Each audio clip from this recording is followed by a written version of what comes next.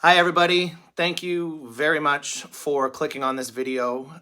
This is our Knox Home Inspections New Hampshire Real Estate Continuing Education class. If you clicked on this and you just want to keep watching, and you're not here for the class, keep watching. You're going to learn some good stuff. If you're here for the class, this class is going to be 3 hours long, so bear with me.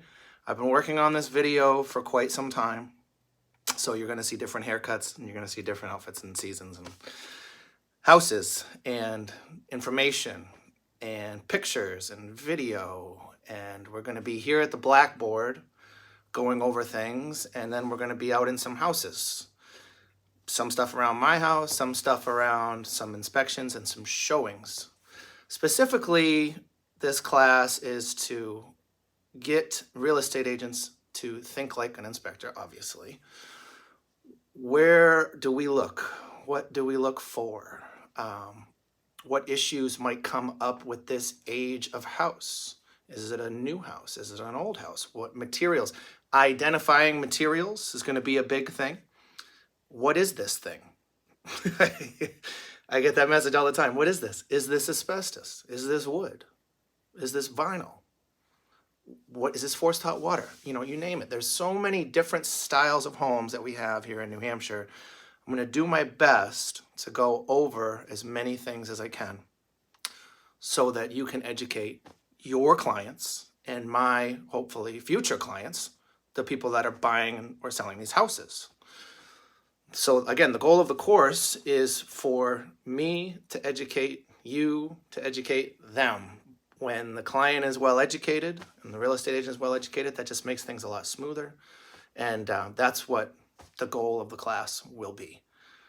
A little about me before we get started. I have been doing home inspections since 2016, and I've done over 2,000, about 2,100 home inspections in New Hampshire. I live in Manchester, so we'll talk about geographical areas and stuff like that in New Hampshire. And I'm a one-man show. It's just me. So here I am. I'm not a professional videographer, so I'm just making this and putting it all together, and that'll be the class. Couple of maintenance issues to get the 3 credits. If you are here for the New Hampshire Real Estate 3-credit class, I need to track attendance. And to do that, I need you to do a couple of things. Number 1 is subscribe to the YouTube channel. It will send me a notification that you have subscribed to the YouTube channel, and I can track that on my computer. Number 2, there's comments down below. Comment anything that you want. It can be advice for other real estate agents. It could be something you liked about the video. It could be something that you didn't like about the video. I would like to make that like a general discussion board, not just, it's the comments, but put a comment up there and I'll see that it's you. There, I'm tracking attendance that way. The last thing that you'll have to do is pass the quiz, and it's going to be 25 questions. It's going to be on the same page that you clicked from the YouTube on my website. That's knoxinspect.com. The quiz is going to have all of the answers in this video, and I'm going to space them out throughout the video to ensure that you're watching the whole video. But feel free to watch the video for a little bit. Take a break, go back to it. It's going to be 3 hours long, so I know it's going to be long. I'm going to do my best to keep it flowing, and I'm not going to be talking to the camera the entire time. I'm going to be showing you some different things on some actual showings. So that's the class.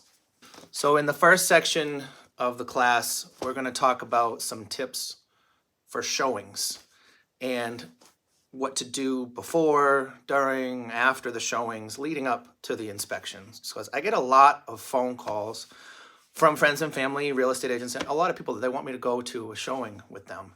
It's not a full inspection, and I don't expect that, at a showing. Can't do the things that I do during an inspection, but I can go and look at the problem areas that I would normally look for at a home inspection. So when you're going on these showings, in New Hampshire, we have many different areas, so it's great to do your homework, for your clients. A lot of clients that I get have never had private anything in their life. They're from Massachusetts or Florida or who knows. They don't know what a well is. They don't know what a septic is. So if you're not in an area with town water or town sewer, you're going to have a water come out of the ground, out of a well, and your septic, your waste is going to go into a private septic system. So you'll want to figure out what those are first, and that'll be in the property disclosures. I've done some videos about property disclosures, and they're not always accurate, but you can always look at those, before you go to the house. And when you get to the house, check those property disclosures, Is it actually oil heat? Or is it natural gas, but it's actually propane? So you can check those things, and we're going to identify some of those things later. Is it town? Is it private? That's a huge one. So after you, do your homework, read the property disclosures, check all that stuff that you guys do that I don't do, like your liens and all that stuff like that, and info and everything like that. You're going to get ready to go to a showing. All right, so we got a big house here. We're just going to identify some of the things. I'm not going to take you through this whole house because it's a big one. I believe it was built 2006. This house is equipped with solar panels. Those are trackable solar panels. They follow the sun. They're really great. When you have a house with solar panels, you're going to have a main disconnect right here. So this will shut off the solar, and it should be labeled always right there. And this is your net meter right there. So this is all good stuff right here for the solar panels up there. I don't see solar too much. Normally it's on the roof, but those ones are really good. I'm going to show you some things in the back here. The well for this house is in the front. The well is up there. And when you know where the well is, you can kind of identify where the septic is. They should be 75 feet apart. This septic system is back there. Always 75 feet apart. So right here is oil fill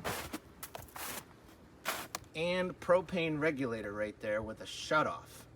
So most likely the heat is oil, and this actually has two tanks because there are two fills. Fill, and a vent right there. This pipe right here is for a radon bubble up system, which I will show you inside. Air conditioning unit, nice big one right here. It's a Lennox, so the date will be back here. And yep, 2006 right there. Again, buildingcenter.org to date those. This is the coolant line going into the house, and you can see where it's eroded away. So this insulation should be replaced. Very easy job replacing it, zip ties, duct tape, whatever you want. So we know that our utility room is going to be in this area right here. That's where I'm going to go first when we go into the house. Here is a mini split heat pump. You can always check these right here. These are hard to date, but this is a Mr. Cool. This one's going to do hot and cold. These can have 1 fan, 2 fan, 3, 4 fans, depending on the size. And when you look at the side right here, there's going to be 1 fan inside. That is going to the fans over that way. Let's talk decks. We haven't talked decks yet. This deck, it's a nice big one. And you want to check, obviously, for rot. You want to check for tight attachment to the house. You've got lag bolts there on every bay, which is great. And you always want to check the flashing. That's the flashing right there. That keeps all the water this way instead of going that way and potentially getting down the wall. That's a very common problem that I find. This deck is in fabulous shape. There's concrete footings underneath these right here. You can check. You won't always see it, but there's a footing right there. So this deck is great. And there's that septic field. You can kind of see you know, by design, the septic is going to be in that area over there. So this house got a lot going on. Let's go into the utility room.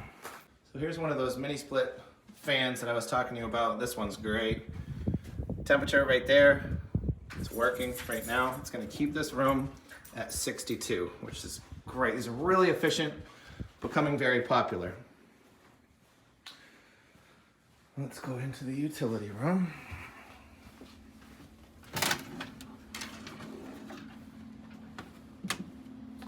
This is an example of a pretty well lit utility room. You still want to have your flashlight though. And you know, as you're looking around, you're going to do your macro. So there's your electric right there. Here's that bubble up and a water softener. There is our boiler. And we got some more filtration right here. That is a reverse osmosis setup that's going to go to the kitchen sink. This is called air in a can. This is to draw in combustion air from outside so that our boiler operates properly. This is a Buderus, and there's a bunch of circulator pumps here, and there is also an air exchanger right here. So this is an example of a home that has a combination of forced hot water, obviously copper pipes right there, copper pipes, and air. The hot pipes are going to go into here, create warmth upstairs, and then also this is for our AC outside. So we do have central air inside of this house.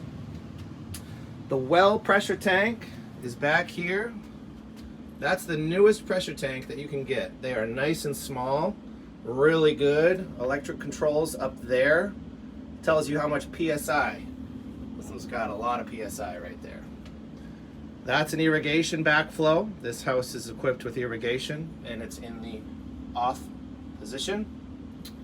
The main water shutoff for the whole house is that one right there. So let's go back to the boiler here. This is a Buderus. This is great. Very hard to date though. Serial code right there and right here. Serial number. Again, buildingcenter.org. Take a picture of that and that will tell you how old it is. But that goes back into the age of the house. This house is 2006. Most likely this is from 2006. You can kind of tell, knowing the age of the house, if it's a newer house. For hot water, we have a large indirect water heater right here. So the boiler is going to heat the house and the water inside of this tank for our sinks and showers and faucets upstairs. It's big. Where are we here? Up here. It's an 80 gallon. Right there it says 80 gallon, and this is an easy one to date. It says right on it, 2017. So that's great. Up here, there's your mixing valve. That's perfect. This all looks pretty good. Looking around for any signs of any moisture. They may have had a leak at one point, but I don't see any moisture here today. So this is a great setup right here. Well thought out utility room. Let's touch on filtration again real quick. So you'll see a lot of these. This is a point of use arsenic removal system. Most of the time it's for arsenic right there. It's gonna have a special little faucet upstairs on the side of the sink. And there's the holding tank up there. And it looks like it goes off to the ice maker also, which is great, very important to check for that. We have more filtration over here. We've talked about water softeners before. Here's our water softener. Brine tank and everything is all in one on this one. And I'm not quite sure what this one is. This one might be iron reduction, could be pH neutralizer. They never put labels on them.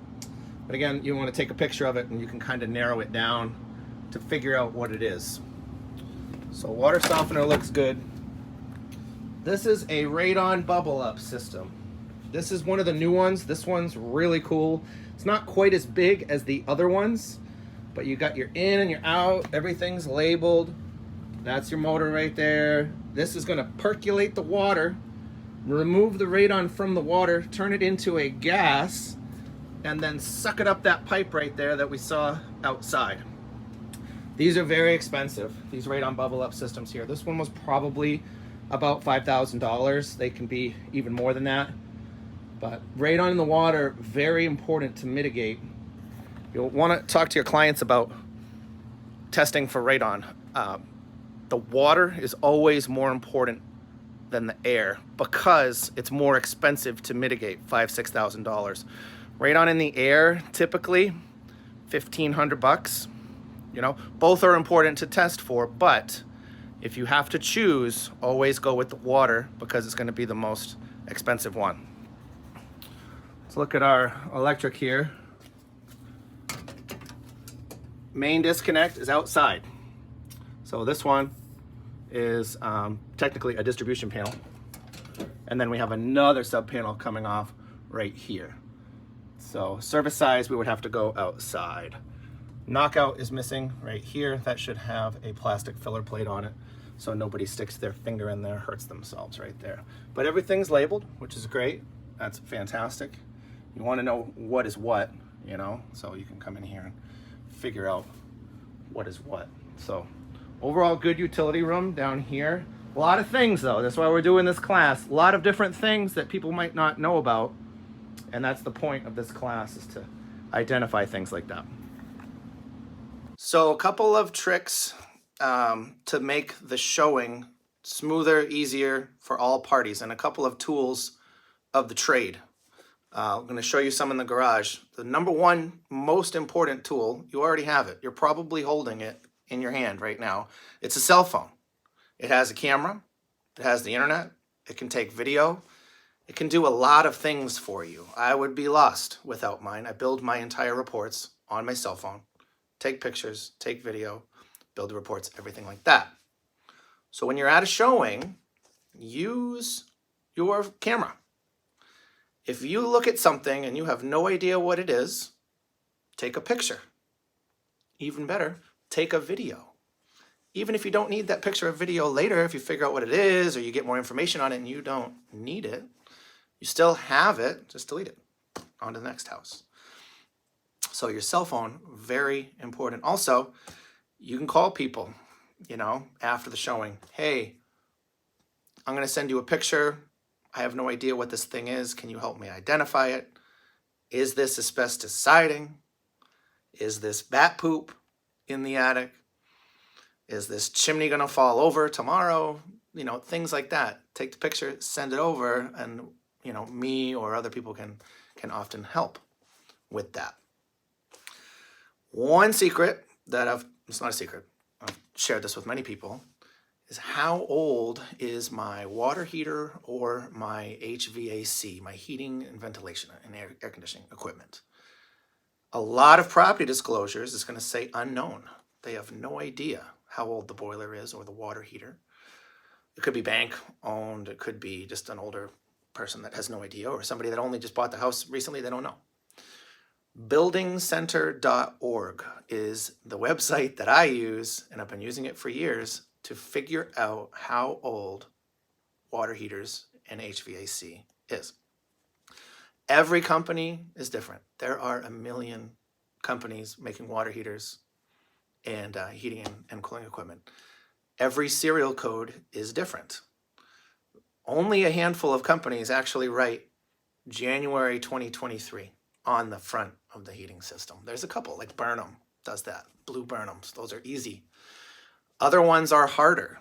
Well, McLean, very popular, gold, blue if it's older. The number is a C and a P and then 7 digits.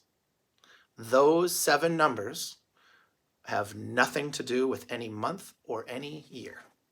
You have to take those 7 numbers, go to buildingcenter.org, type in those 7 numbers, and it will tell you exactly how old that boiler is. Bradford White, popular brand of water heater.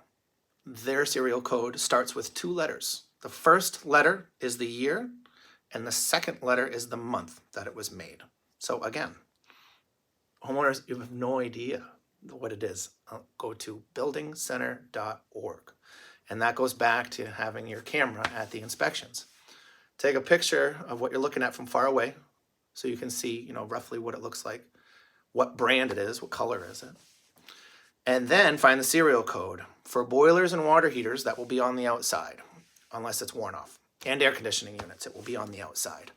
For furnaces, it's not always on the inside. So don't recommend opening up any furnaces while you're at a showing.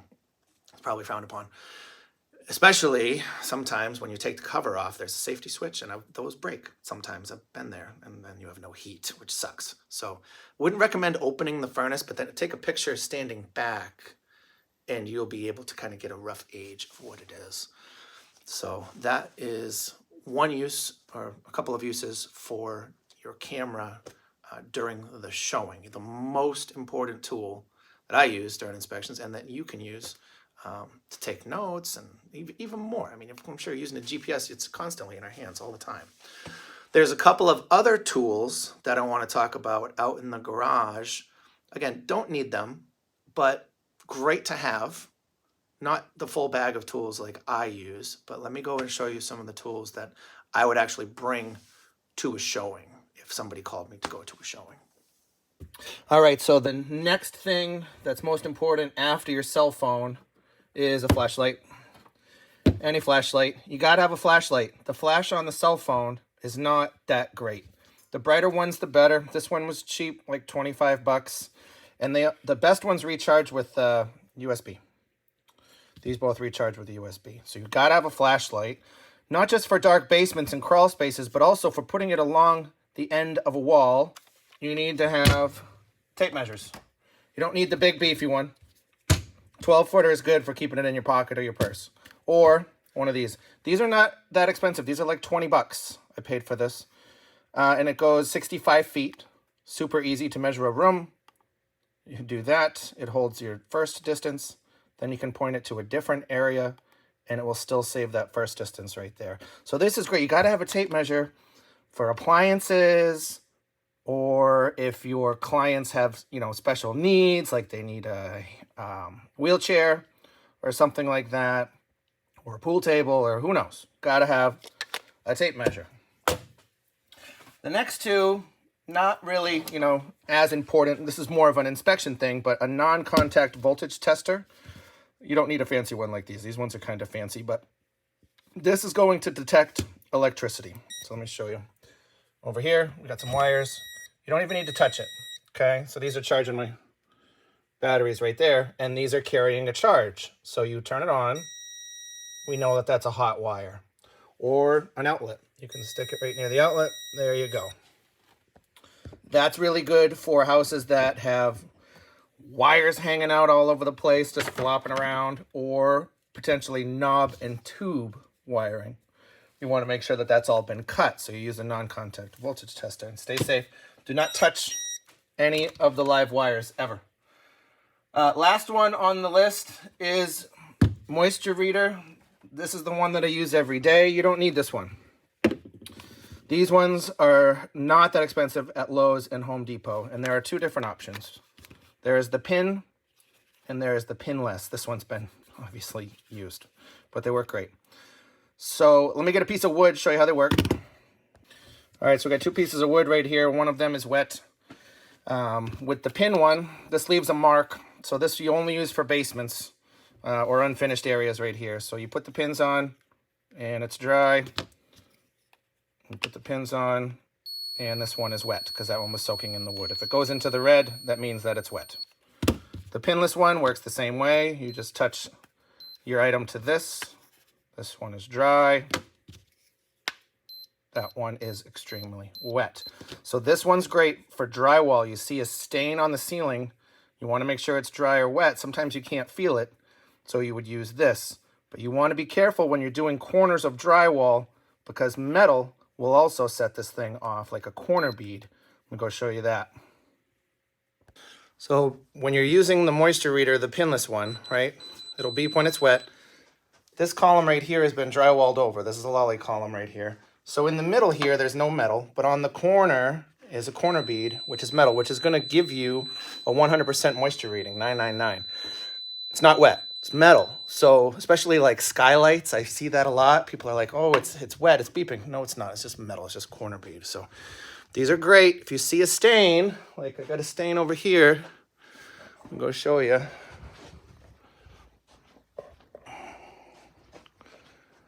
Right there. Touch it, make sure that it's dry, and it is. This is an old stain right there. And I got another one, I think, over there, but you get the point. Make sure that they're dry. When you're going on your showings, assume that you are on camera and advise your clients that you are likely on camera. There are cameras everywhere. I have them at my house. They catch a lot of things and audio. So you don't want to be talking bad about the house or your personal situation or your financing or negotiation strategies or things like that at the house, even inside the house. You know, there's baby cams. There's all kinds of cameras. I find people have cameras in their garages. You know, if they have expensive equipment in their garage. Some people have a camera on each door and in each room of each house, of each room in the house. So assume that you are on camera. I recently was at a house and I saw the camera. I knew there was a camera there, but I was talking with my clients about the rot around the front door. The water just lands in front of the front door. It splashes up. It's a very, very common area that you'll want to check. You know, down at the bottom, lands on the concrete or the stone or whatever, splashes back, you know, against the house. So the seller was watching me and watching the clients. And I said, yeah, I guess this trim, we got to redo the whole bottom frame of this door. And we're talking about how to repair that. And the ring, he talked to me through the ring. The seller talked to me through the ring. And he said, I didn't know they made vinyl, trim. I'm like, oh, yeah. And we had a conversation. That was a good one. I said, yeah, vinyl, it looks just like wood. We can replace it. And we had a conversation through the camera about that. So that was an example of a good one. Example of a bad one was we were leaving the home inspection and we knew there was a camera, and one of the parents immediately, when leaving the house, loose lips sink ships, the parent said something along the lines of, yeah, we want to negotiate like at least $20,000 for all this stuff that needs to get done. And that was caught on camera. And that just did not bode well for the transactions and the negotiations. The house didn't need $20,000 worth of repair, but the parent thought that it did. So assume that you are on camera all the time, please, and tell everybody, like, we're on camera, even if you might not be. Just wait, go down the road, go down the driveway, talk about the property. All right, we're here at another showing. This house was built in 1975, a little cape. We're gonna do our macro all around and then our micro. Let's start with the front. Logs, exterior. Roof looks good. Always look at the top. Check the ridge. Ridge looks good. Roof looks pretty good. 2 skylights, we'll be checking those when we get inside. Fuel is propane. So we'll go check out the tank. Don't see any stickers on the tank, so this is probably owned by the property owner, which is nice. You can use any company that you want. Yeah, there we go. It's below, right about half full. Tank looks good. It's on blocks. That's great. Logs need some work. Up here, you can see where they've done some repairs, shoved some pegs in there, and then they put some blocking there. That's a weak point in a house like this. It's the same over there. Actually worse over there. We have painting, definitely. Got wood shakes up there. Need some paint. Logs need a little bit of paint. Oh yeah, this corner's worse. Ooh.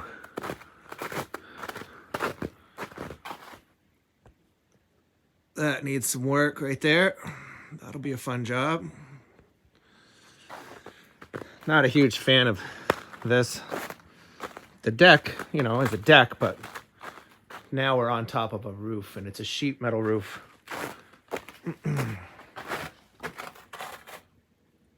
Sheet metal roof right there.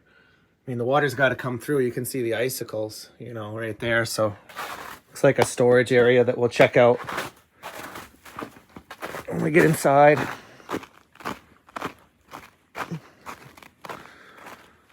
Not bad back here. Some paint there. Back roof is the same age as the front roof. And there's a metal section on the back. Ooh. Yep, that's a wood burning flue right there. Got our propane vents over here.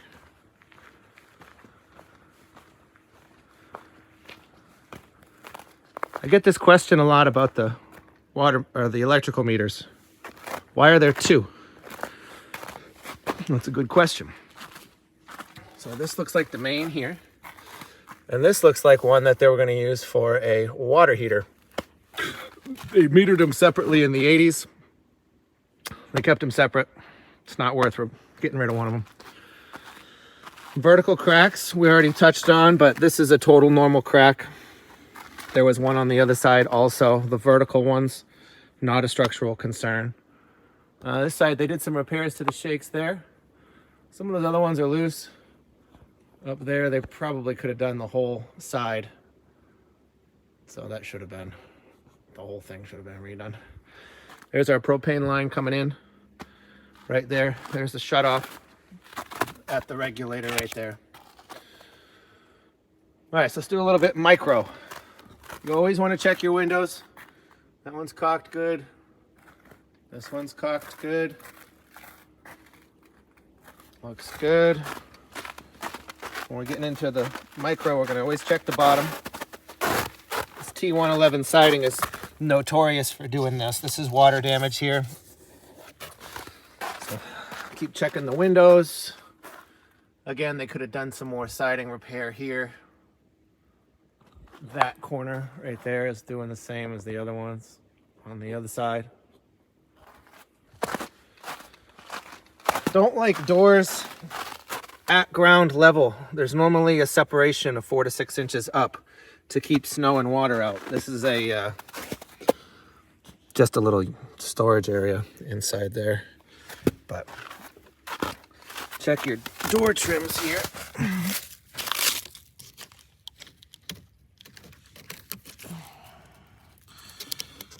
Don't see any pest action. So this looks like water because again, we're at grade, we're at ground level. So it just looks like water to repair the trim.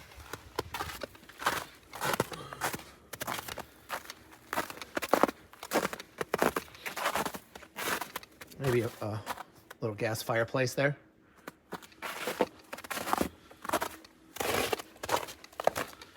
All right, deck structure. Overlapping there. That's good. Joist hangers here. You always want to check your flashing. This is nice. They put the water seal on top of the joist. That's always a nice touch. Lag bolts. This deck looks not bad. Pretty good deck. I spoke too soon. Yeah, they missed a little bit. That should be there. And this one.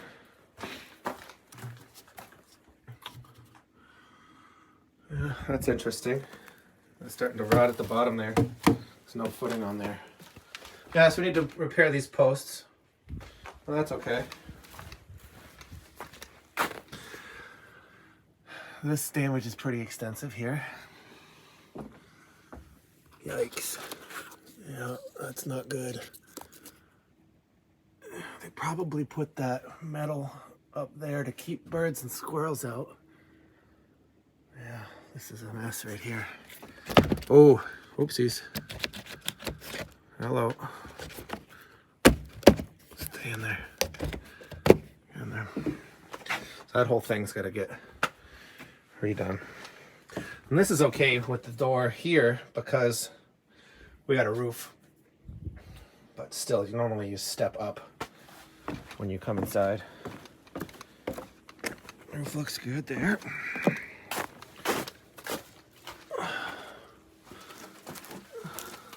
There's an old propane line, I believe.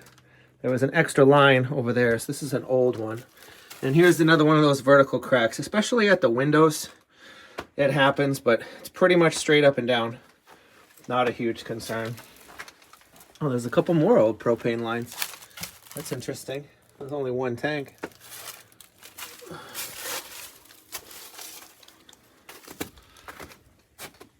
Front deck. Looks pretty good. Hangers should have been installed on the outside.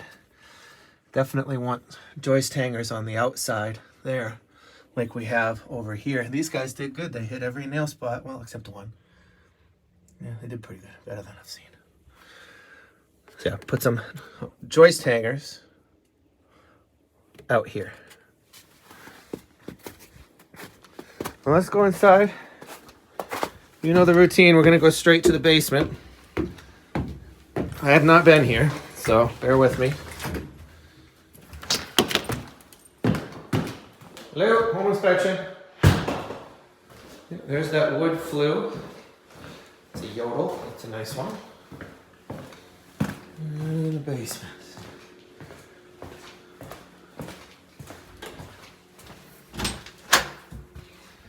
Here we go.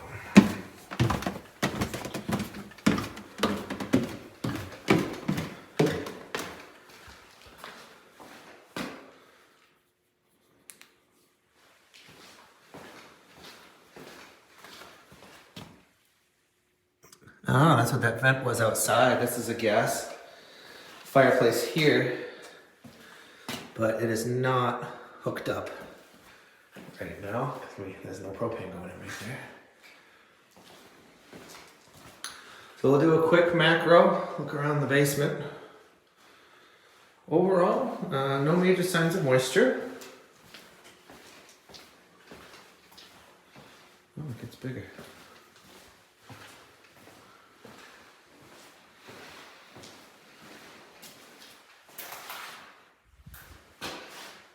They took carpet out. I left a tack strip in there. All right, so utilities in here. Here we go. All right.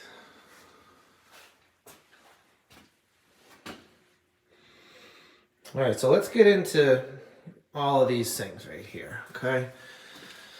First thing we got is the pressure tank. And a lot of people assume that this is a filter. This is not a filter. There's water on the bottom and air on the top. This is a drilled well. The pump is not inside. The pump is someplace out in the backyard there. That's where the water comes in. Comes right here. First main disconnect is right there. That'll shut the water off to the whole house. Now we come up here into a water softener that is not in use.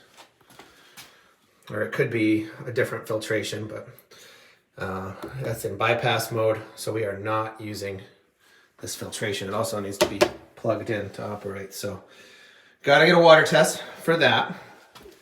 This one has a cracked pressure gauge. Let me get the light. There it is. Cracked, so that should get fixed. So that water comes over here into the water heater. It's a Reliance Electric. Serial code will tell us how old it is. Where are you? Down here. Serial number right there. I believe it's a 2016, but we'll check that online. Always take a picture of that. On the water heater, this is your temperature pressure relief valve. There should be a pipe here coming down and extending to 4 to 6 inches off the ground. That's a safety feature. This should also have a mixing valve. We talked about mixing valves before. We should absolutely have a mixing valve. This is our laundry area. So we got everything you need. Dryer vent, dryer plug, washer power, washer supply. And then we're gonna drain up here. If this filtration was in use, it has a discharge, which is going down and out into the private septic. And that's a big no, no, never. You don't want the filtration water to go into the septic system. It's gonna be salty. It's not good for your septic. The other thing is that pipe right there. That's coming from the furnace, that's fine. This one here goes down into the pipe right there, and that's a potential for a cross connection.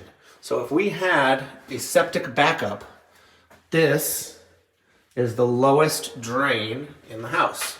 So the poop would come up the pipe and then mix with the drinking water. So we need to get what they call an air gap connection. I'll put a picture up right there. Or even better, take this pipe, this one, put it someplace else.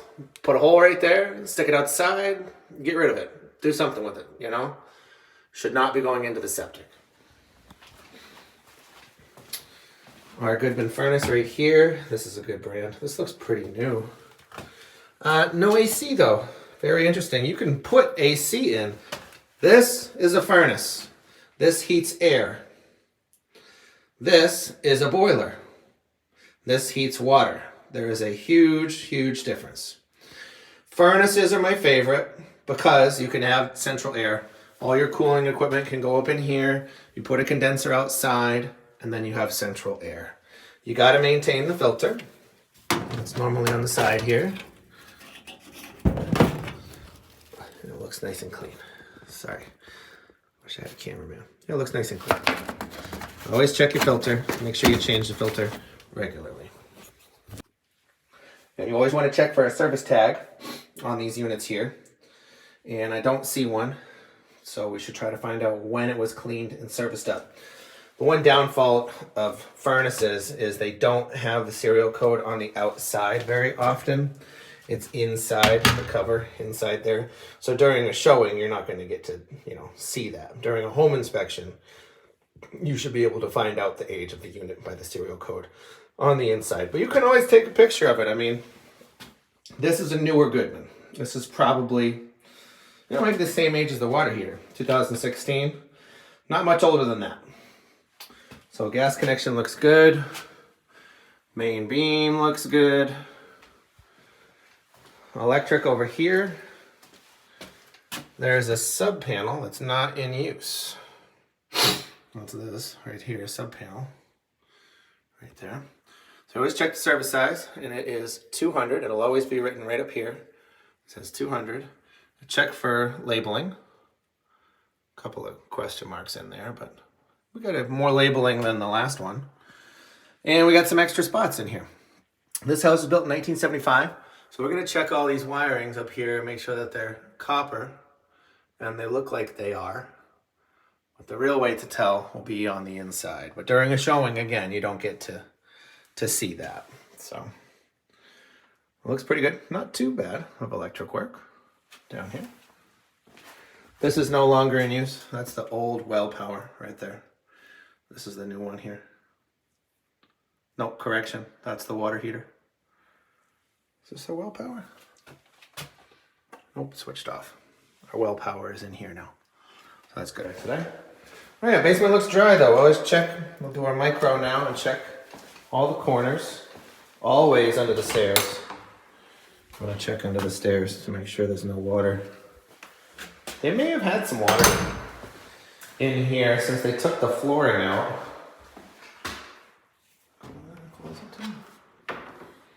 Yeah, they may have had a leak. But I don't see any. I see new baseboard there. Oh, here's some stain. Right here. There may have been a leak in here. But it's not damp or dank. So that's good. All right. Upstairs we go. You normally would want to run the water. However, I was told before I got here that the water's not on. So that's a huge thing at a showing. If you're going into a house, you want to buy a house and the water is switched off, you want to make sure that they're going to have the water turned on before the inspection, because you got to run the water. You got to check for leaks, especially a vacant home. The water may not have been ran for a while. So here's a place for a stackable washer dryer.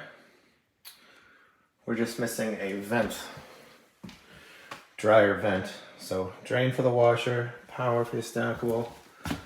There, that's for the ice maker line up there.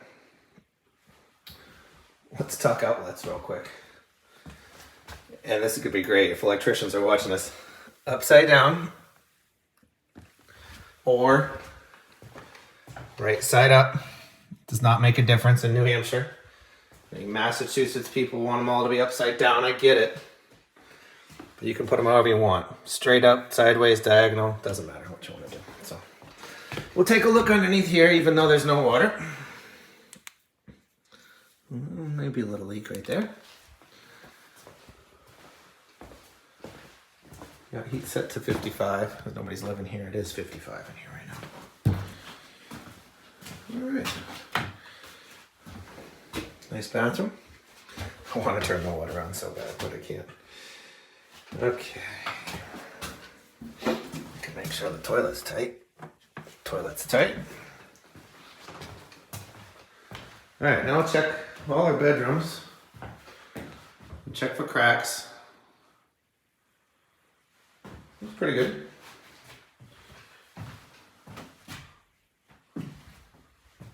Check for heat in each room too. That's a big thing. Some of these houses of this age might not have heat in every room, so you want to make sure you have a heat supply in every room, not a return. This is a return, right there. That's a supply over there. Supply here. They're normally on the outside, the supplies. Older houses, sometimes they're in the middle of the house, but we got a supply on every room up here. Let's check this yodel out.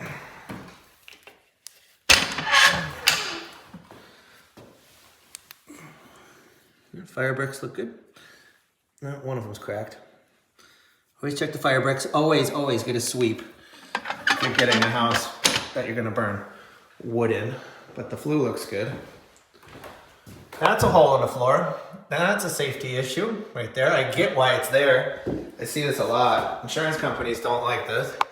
Maybe they do fire departments, because this is a chase in case if this wood stove caught fire, it's gonna quickly spread to the second floor. Homeowners do this all the time. They cut a hole in the floor so that the heat will rise up from the wood stove up to the second floor. But it's a no-no. We're missing a vent cover there. This is not bad. Let's go upstairs. Oh yes, pull down the stair.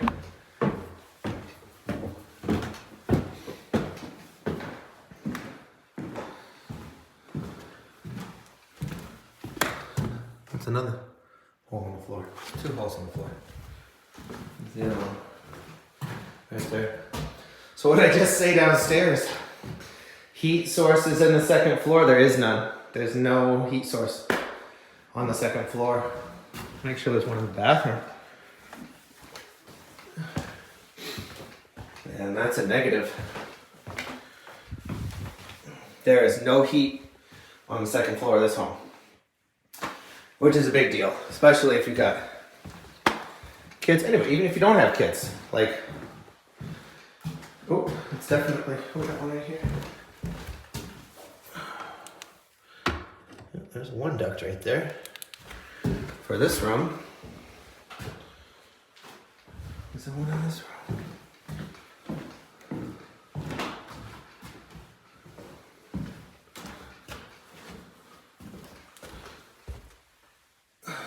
That's going into the other room, not into this room.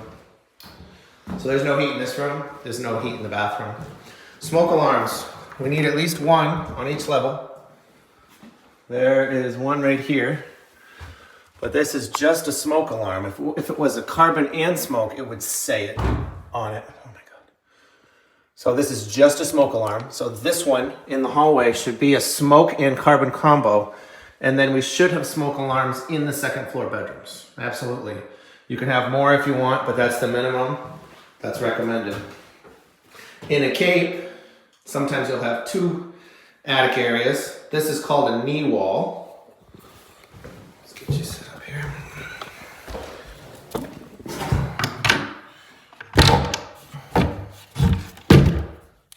That's interesting.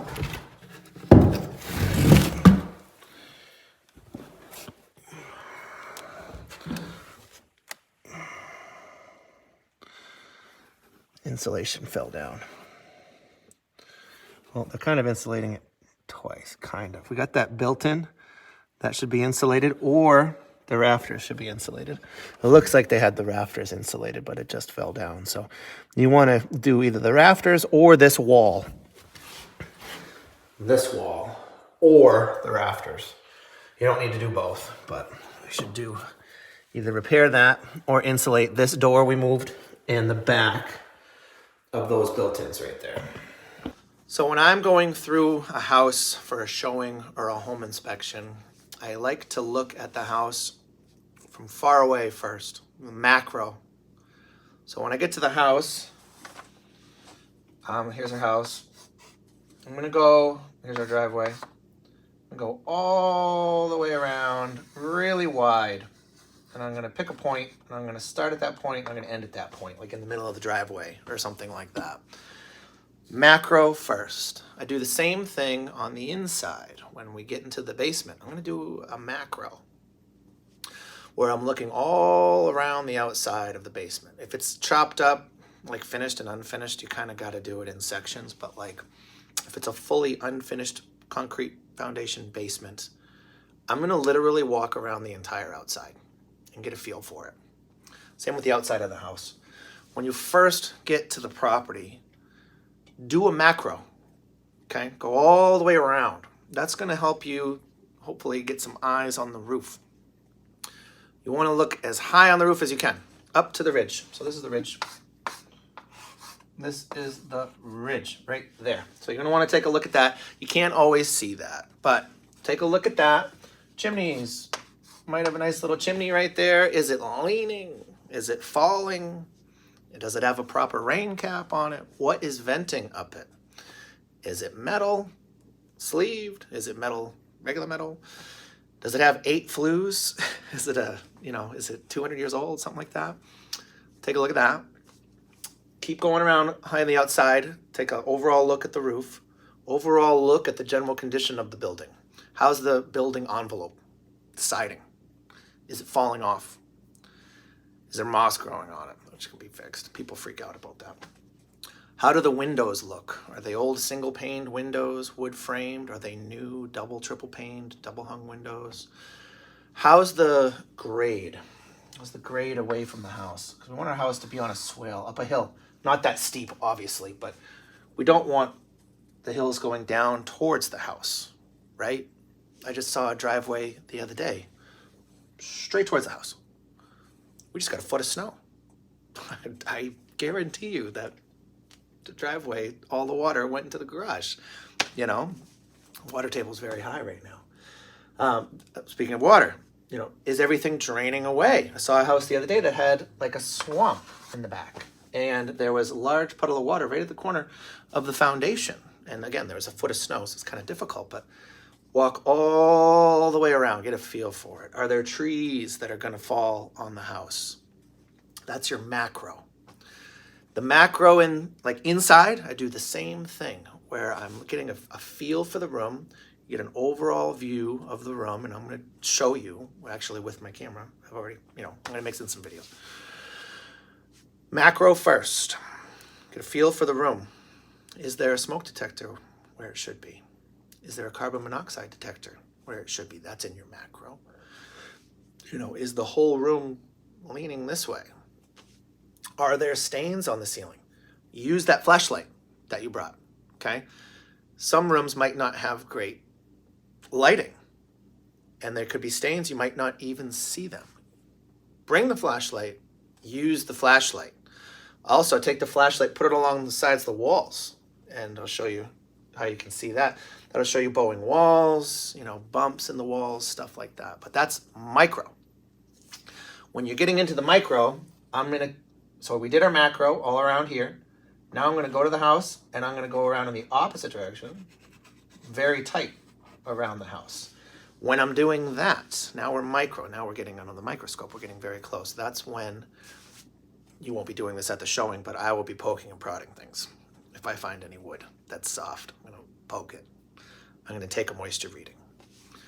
I'm going to put my hands around the windows. Are these windows sealed tightly and properly? Or is the siding coming off of the windows and water has been going down it for 10 years? Are there mushrooms growing out of the trim? Things like that. Is there, speaking of vegetation, is there vegetation all around the house? Not ideal. You don't want vegetation all around the house. You got to creep around behind it. And also moisture problems, but we'll talk about that more. Are there cracks visible on the exterior of the foundation? That's your micro. When you get close, check for cracks, okay? We're talking about cracks. Vertical cracks, straight up and down cracks, small ones, not a concern. Only for water. And I'll show you a crack. I'll find a crack for it during the showing video. Vertical ones, you want to seal them for water. You want to keep an eye for any calcium staining inside of the basement. That's your micro when you get into the basement. The cracks that we don't like to see, flat cracks, horizontal cracks, and 45-degree angle cracks. Those are the very scary cracks. Those are the ones that you will want to take a picture of. Even the vertical ones, take a picture. Make your client happy, you know? I'll send it to my guy or whatever. Call CrackX, something like that.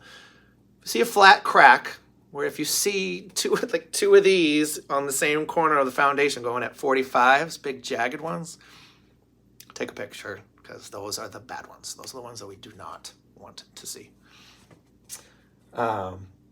Speaking of a foundation, when we're inspecting the foundation outside on the micro, what kind of foundation is it? Is it concrete? Most new houses are concrete, and some slabs, but normally concrete basement. Is it on posts, you know, that go down, older house, like a converted, you know, camp or something like that? Does it have a brick foundation? Does it have a stone foundation? We have old houses here in New England. We have stone foundations. Sometimes it might be brick on the top, fieldstone foundation underneath, and you're going to see cracks in those foundations, but that's later. That's during the inspection. So during the micro, also, you just want to check for any signs of any pests. You're going to want to check your utilities. Identifying utilities without even going into the house. You can learn a lot from the house by not even going in. You're going to want to know the age of the house. This house right here, 1988. Location, I'm in Manchester. So for heat sources, especially this time of year when it's cold, it's very important to know what kind of heat source you have. And I have 3 examples here that'll tell you exactly what's going on. So let's flip it around. Every house is going to have one of these. This house was built in 1988, so it could absolutely have electric baseboard throughout the house. Also, with the popularity of the mini splits, the heat pumps, that's becoming an option. So that's electric right there, okay? Over here, more clues. What's this giant chimney right here? This has got 2 flues in it. So we know that one of them is going to be for either the gas or the oil, and the other one is going to be pellet or wood. So we got a lot of options going on here. This is natural gas. That's, again, going to the map. If you're in the middle of the woods, you're not going to have natural gas. Always make sure that it's on too, and it is. If it's not on, this will be locked together in the like that. So that's natural gas, and this is oil. Oil fill, oil vent. So we got an example of every single one, and they can be wrong on the property disclosures. I've seen that a lot. So make sure that you check the property disclosures. And now I also know where I'm going first into the house. I'm going into this area right here. This is where all my good stuff is. My panel's going to be somewhere here on this wall in the basement. My utility room is going to be there. My oil tank's going to be right there. So when I go inside, I already know straight where I'm going. I'm going right there. You can learn a lot about the house from the outside before you get in, which is great. Then when you get inside, you're going to do your macro. You'll already know from the outside where your utility area roughly is. It might not be exactly there, but you know roughly where it is. I go straight there. Think like an inspector, okay? Big ticket. Heating system, water system, water heater, electric. Those are my big ones. I want to see those first. They're normally all in the basement. Sometimes be in the garage. You never know. Each house is different. But hit those big ticket items first. Look at the oil tank. Is it covered in rust? If it is covered in rust, that is a large problem. It might not be leaking. However, some oil supply companies will not fill rusted oil tanks. They will make you replace them. So you may need to call another oil company. Maybe they don't want to fill that rusted oil tank also. So rusted oil tank, it's a large deal. Also check and make sure it's not actually leaking. Most leaks happen at the filter. And that can be fixed. But if the oil tank is rusted, you may need to get a new oil tank, which can be about $4,000 I've seen recently for quotes. So it's a big deal, the oil tank. Now we'll figure out what heating sources we are using. Like that house that I just showed you had oil, natural gas, and electric, and wood. So you'll go through the house and figure out what heating sources, what fuel you have. Is it oil? Is it natural gas? Is it propane? Is it electric? Very important to know. Then you can look at each heating system that you got. Is it forced air? Is it forced water? Is it steam? Is it an electric furnace? Is it geothermal? Those are rare. You don't see many of those geothermal, but that would be a furnace, kind of. So different, not for this video. Forced air, that's my favorite. I love forced air. I have an oil furnace, but natural gas would be your best, in my opinion. You want to check to make sure that it's working. Put your hands along the ducts upstairs. Make sure the heat's working. Make sure it's warm in the house. Check the age. Check the brand. Make sure that it's been serviced recently. Oil equipment should be serviced once a year. Oil equipment should be serviced once a year. Gas equipment, I recommend servicing it once a year, but a lot of people will go every 2 years. Filters in a furnace, you can replace yourself most of the time, unless you have issues with that. Filters, there's no magic number on the filters. When the filter gets dirty, you should replace it when it gets dirty on the inlet side. I have 3 dogs. I have to change my furnace filters very frequently, almost once a month. If you don't have any pets or kids or anything like that, and you vacuum religiously and, that stuff, you can probably change your furnace filter less frequently. Also, there's different sizes. I have a 1-inch. They make 5-inch ones. The 5-inch ones are going to last longer, the air bears. Those are great. So that's forced air. I love forced air. That's my favorite. Forced hot water is probably the most common that you will see in New Hampshire due to the age of the houses and popularity of, forced hot water heat. So you're going to have a boiler. It's very important to know the difference between the two. It's kind of my pet peeve, okay? Everybody tends to call everything a furnace. The furnace, they're pointing at a boiler. It's not a furnace, it's a boiler. There is a furnace. Here's a furnace.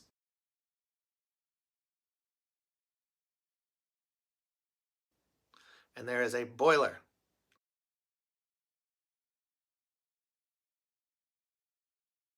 They heat the house extremely differently. The furnace heats air. The boiler boils water. It doesn't boil, but gets very hot. Circulates in a loop. Forced air is also on a loop. You got your ducts going up, and then your returns coming back down, so it creates a loop like this. Goes through, like this. Goes through the filter, comes back up hot. AC works the same way.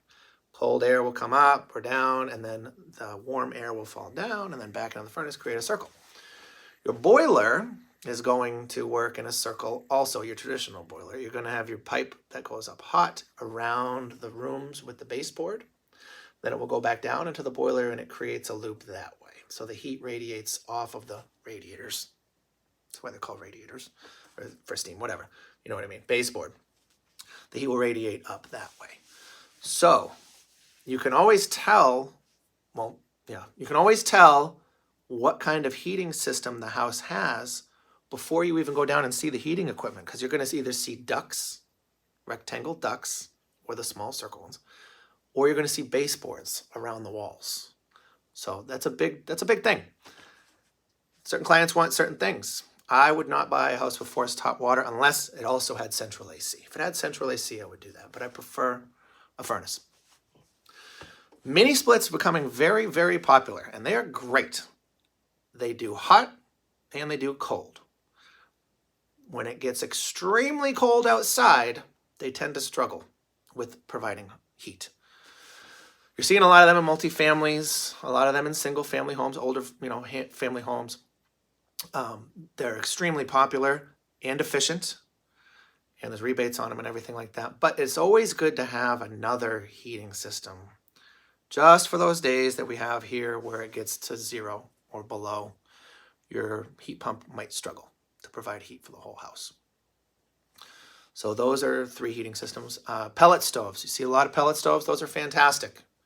Easy to clean, easy to maintain. People that have them love them.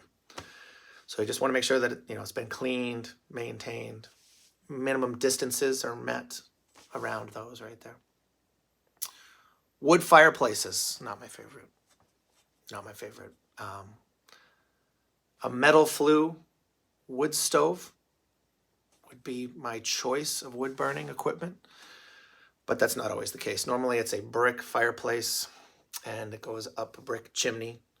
And brick chimneys are a constant maintenance item. They're very expensive. It's hard to find a chimney guy first before you pay him a ton of money. It's hard to find one. I mean, there's some out there, but they're no more brick chimneys. You don't see brick chimneys in new construction. And the reason is they're very expensive to install. They're very expensive to maintain, and they're not efficient. They suck the heat out of the other rooms. You'll be sweating in front of the fireplace, but you'll be cold in the other rooms.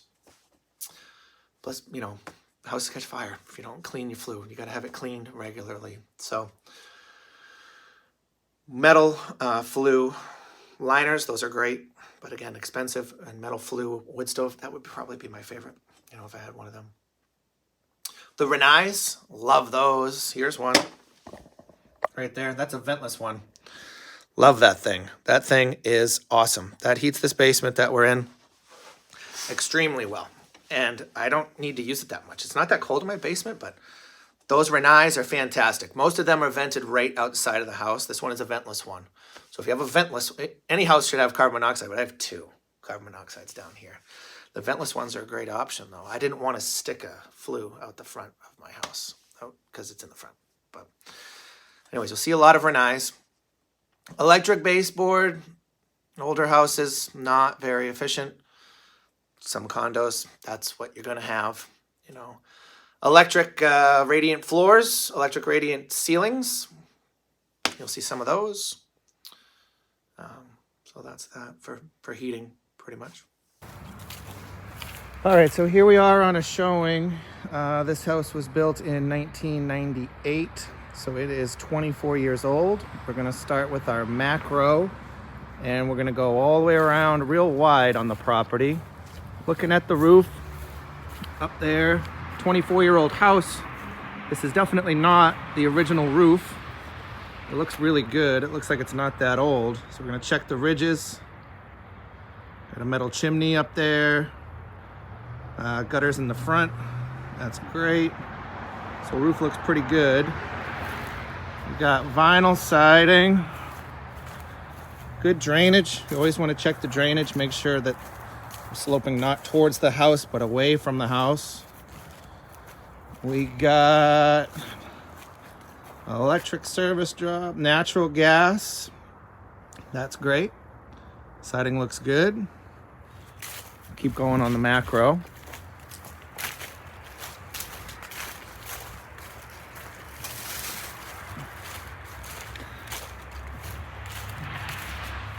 Bulkhead doesn't look too bad. Back siding again doesn't look too bad. Deck overall, decent. We're going to look underneath in a minute. back roof, we got some penetrations. This looks like a modular house, possibly. Looks like we got a wood flue and a gas flue up there. Figure that out inside. I'm going macro.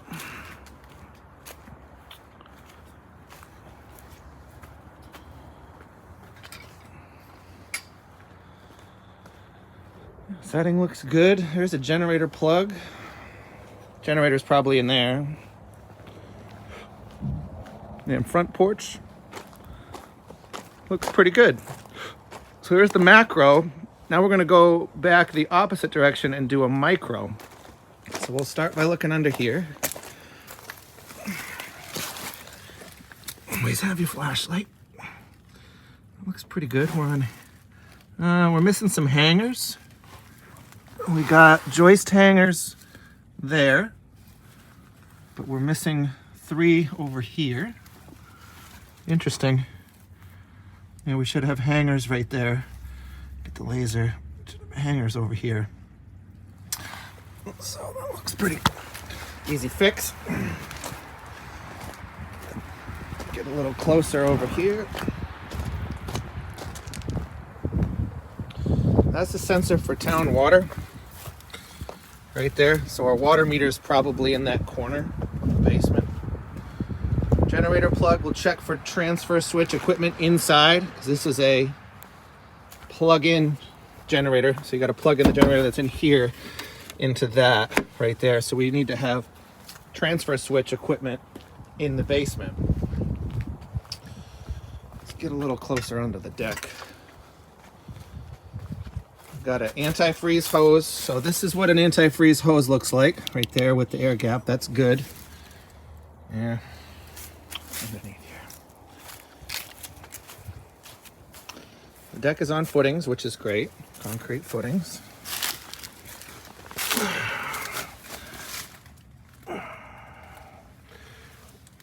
We got hangers here. Hangers there. How's the flashing doing? Yeah, flashing's decent.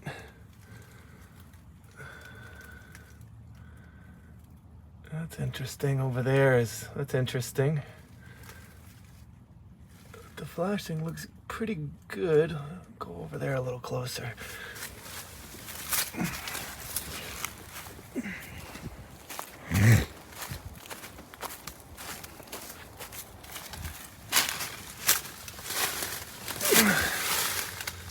Yeah, that's weird. Maybe there was a smaller deck before. This looks decent. Deck looks pretty good.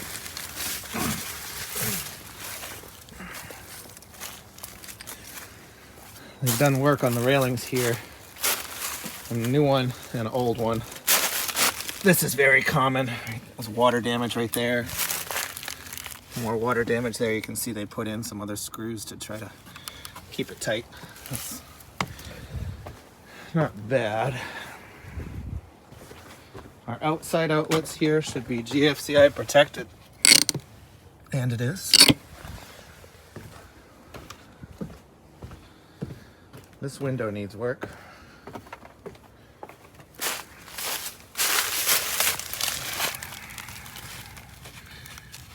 Definite water damage here. I don't see any pest tubes here. And I don't feel any carpenter ant galleries going up here. So this is water damage. This area does not have a gutter. So here you go. Water's coming here. It's obviously a shady area. I don't feel any pest damage in here. You would feel tunnels and galleries going through here if it was termites or carpenter ants right there. Not bad. Just redo that window.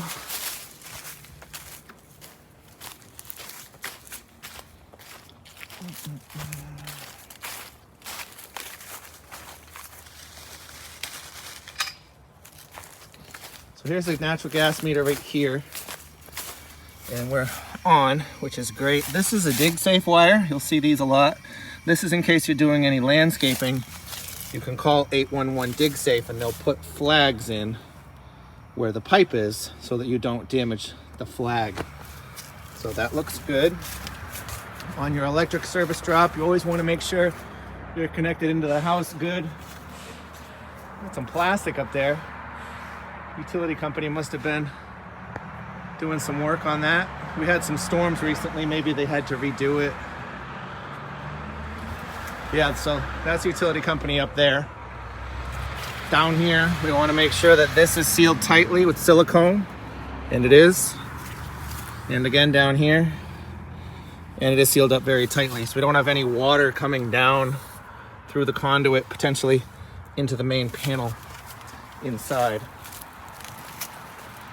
Another hose in the front, right there.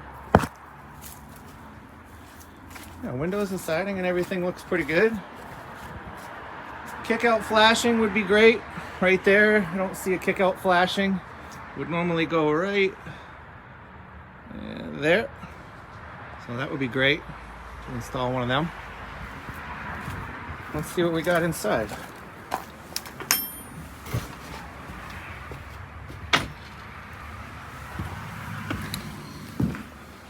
Nice, vacant. This is great. We got a vacant house here. We're gonna go straight to the basement. We're not gonna look at the kitchen or anything. We're gonna find the basement. I haven't been in here yet, so bear with me. Down the basement. There's your outlet for your town sewer. That's going towards the front of the building. Right there, all PVC. Here's our main panel. This is that transfer switch equipment I was talking about right there. This is called an interlock safety switch, which is the best kind. So we physically cannot have street power and generator power on at the same time. This is a 200 amp Square D box. The brand is normally right here. And we have some room in here. Don't count on having 10 extra spots. It might not be quite 10. You'd have to open it up to see if it's exactly 10. But we got some extra spots in here. Everything, nothing's labeled. That's interesting. So we don't know which is which. Obviously this is the generator here. This is probably the dryer, unless it's gas. But yeah, we don't know what any of these other branch circuits are right here. So that will go in a report right there. And here's the basement. This is central vac. I don't test these. Sometimes I test these.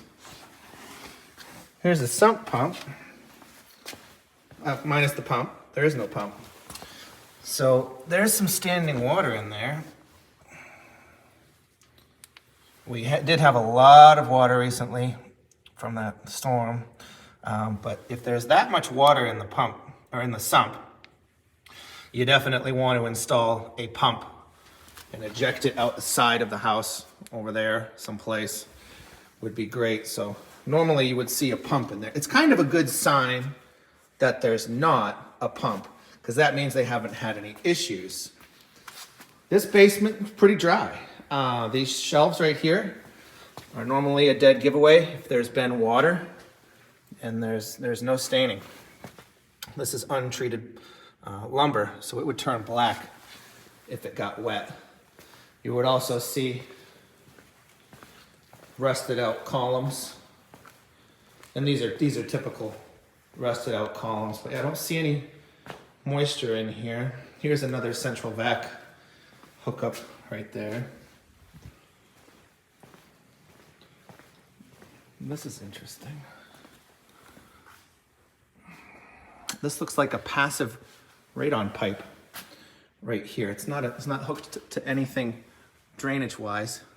So it looks like a passive radon pipe. So if this basement did come back with high radon, you could install a fan in the attic and that'll all be tied into here, which is nice. Cracks like this, especially at the window, are very common, straight up and down. You want to look for signs of moisture here, and that would be white calcium, kind of in a cone right there. And I don't see any of that. It's definitely worth documenting. Here's a teeny bit of calcium right here, but not too much. Yeah, you can wipe that right off. And that's calcium from water. I haven't seen any other cracks, but again, this is a very, very common crack to have. Yep, that's nice and insulated right there. Looks like we might have some mice or squirrels nesting there. There's some stuff in there. Mice or some squirrels possibly in the basement. We'll look up. You always want to check the sills. These are all insulated, which is fantastic. Keeps the heat in the basement. Missing cover plates on some of the electric there and there. So we're still doing kind of our macro, kind of going around the outside of the basement, get a general overview of the basement. So we're insulated there. They ran out here. I don't know. It would be nice to insulate this sill over here and this section of sill, especially with plumbing here. You know, we got our hose right there. It would be great to insulate this area of the sill.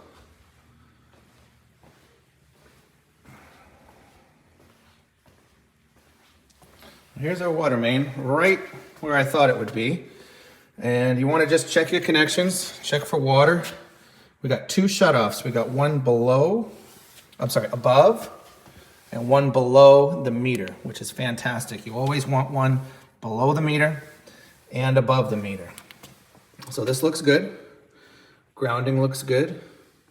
That's a cable or satellite wire. We don't care about that very much. We're missing some insulation there a little bit.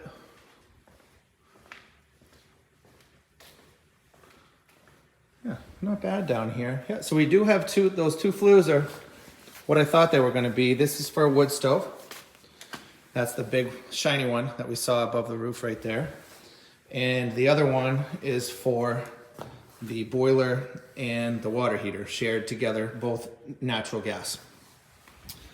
Let's touch on the wood stove. You can always take a peek inside. Check your fire bricks.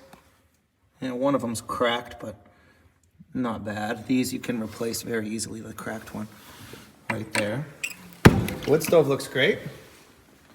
Always recommend a sweep inside in the flue. Always want to sweep that, start fresh when you buy the house. All right, now we got our boiler and our water heater, and they are both natural gas. Gas is coming in. We got a drip leg for both. We got a shut off for both. Well McLean, it's a blue one. And this is where you want to have your camera so that you can find the date on the internet. Well McLean has a 7-digit number, the CP number, that's it right there. So you go on the Well McLean website and it will tell you exactly the year that it was made. We want to check for service tags. And this is an old one, this is from 2012. So we want to see one at least every 2 years with gas. And then check all your pipe fittings again. We got some corrosion underneath this hi-hat. These leak occasionally. But that corrosion, you want to keep an eye on that. And we got some more corrosion over here. You want to keep an eye, on that right there. And you're ready for another zone. So we got 2 thermostats upstairs, and we're ready for a third one if we wanted to heat this basement. So that's nice. You could have an HVAC person come in and create another loop off of this boiler right here. So definitely want to get that serviced up if it hasn't been within the last 2 years. Water heater. It's a Bradford White, which is a good brand. This serial code, a little bit different. The first letter in the serial code, which is a J, will tell you what year it is. We got our expansion tank up here. That's from this year. But I would love to see a mixing valve right here. And mixing valves I see on a daily basis. We should have a connection between the hot pipe and the cold pipe with a dial in the middle to set the maximum temperature, leaving the water heater. You can control the temperature of the water heater right here, but that controls the temperature of the water in the tank and leaving the tank. We always want to have a mixing valve up here. Definitely need a mixing valve right there. Yep, plumbing looks good. I don't see any leaks. Well, maybe an old leak right there. Yeah, overall, basement's not bad. Dry basement. Get the date of these into the report. Missing another cover plate up there. This can be a problem for specialty financing like FHA or VA loans. When you're missing these cover plates right here, that can be a problem. Let's go upstairs.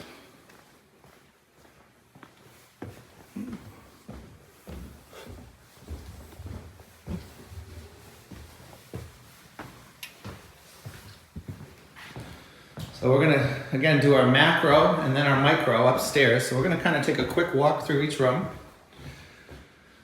Check high and low, so I always wanna check up high. We're looking for cracks. We're looking for settlement cracks that might be above our windows and doors, our headers. And we got one big bath.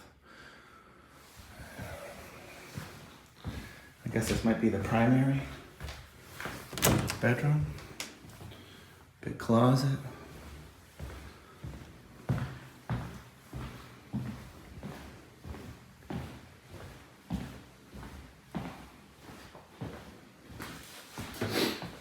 I see GFCIs here, which is good. So we got a GFCI here. This one is not. But I will bet you $100 that this one is connected into that one over there. Always check the water. You know, if we're at a showing, you can check, make sure it's good pressure, make sure it's hot. Laundry area looks good. And it is electric. That's your 30 amp electric dryer.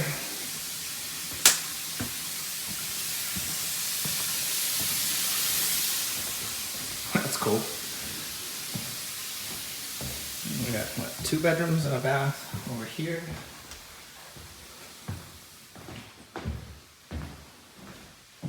Yep, so there's one thermostat there and then one on the other side of the house.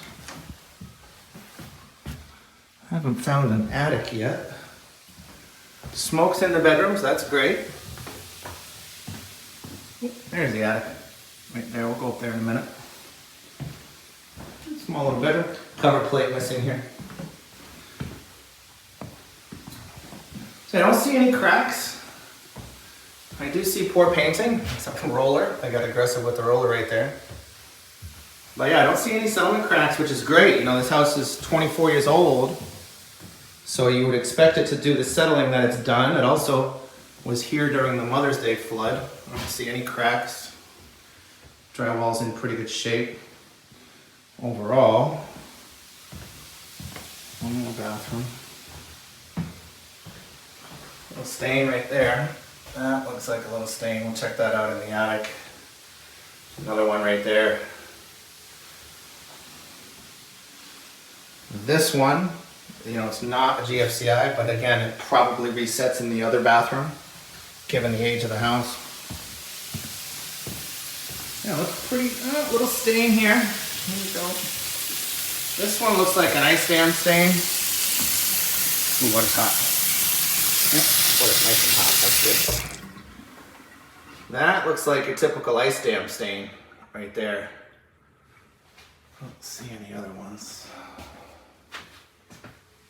I don't see any other stains. No, that looks like an ice dam stain right there.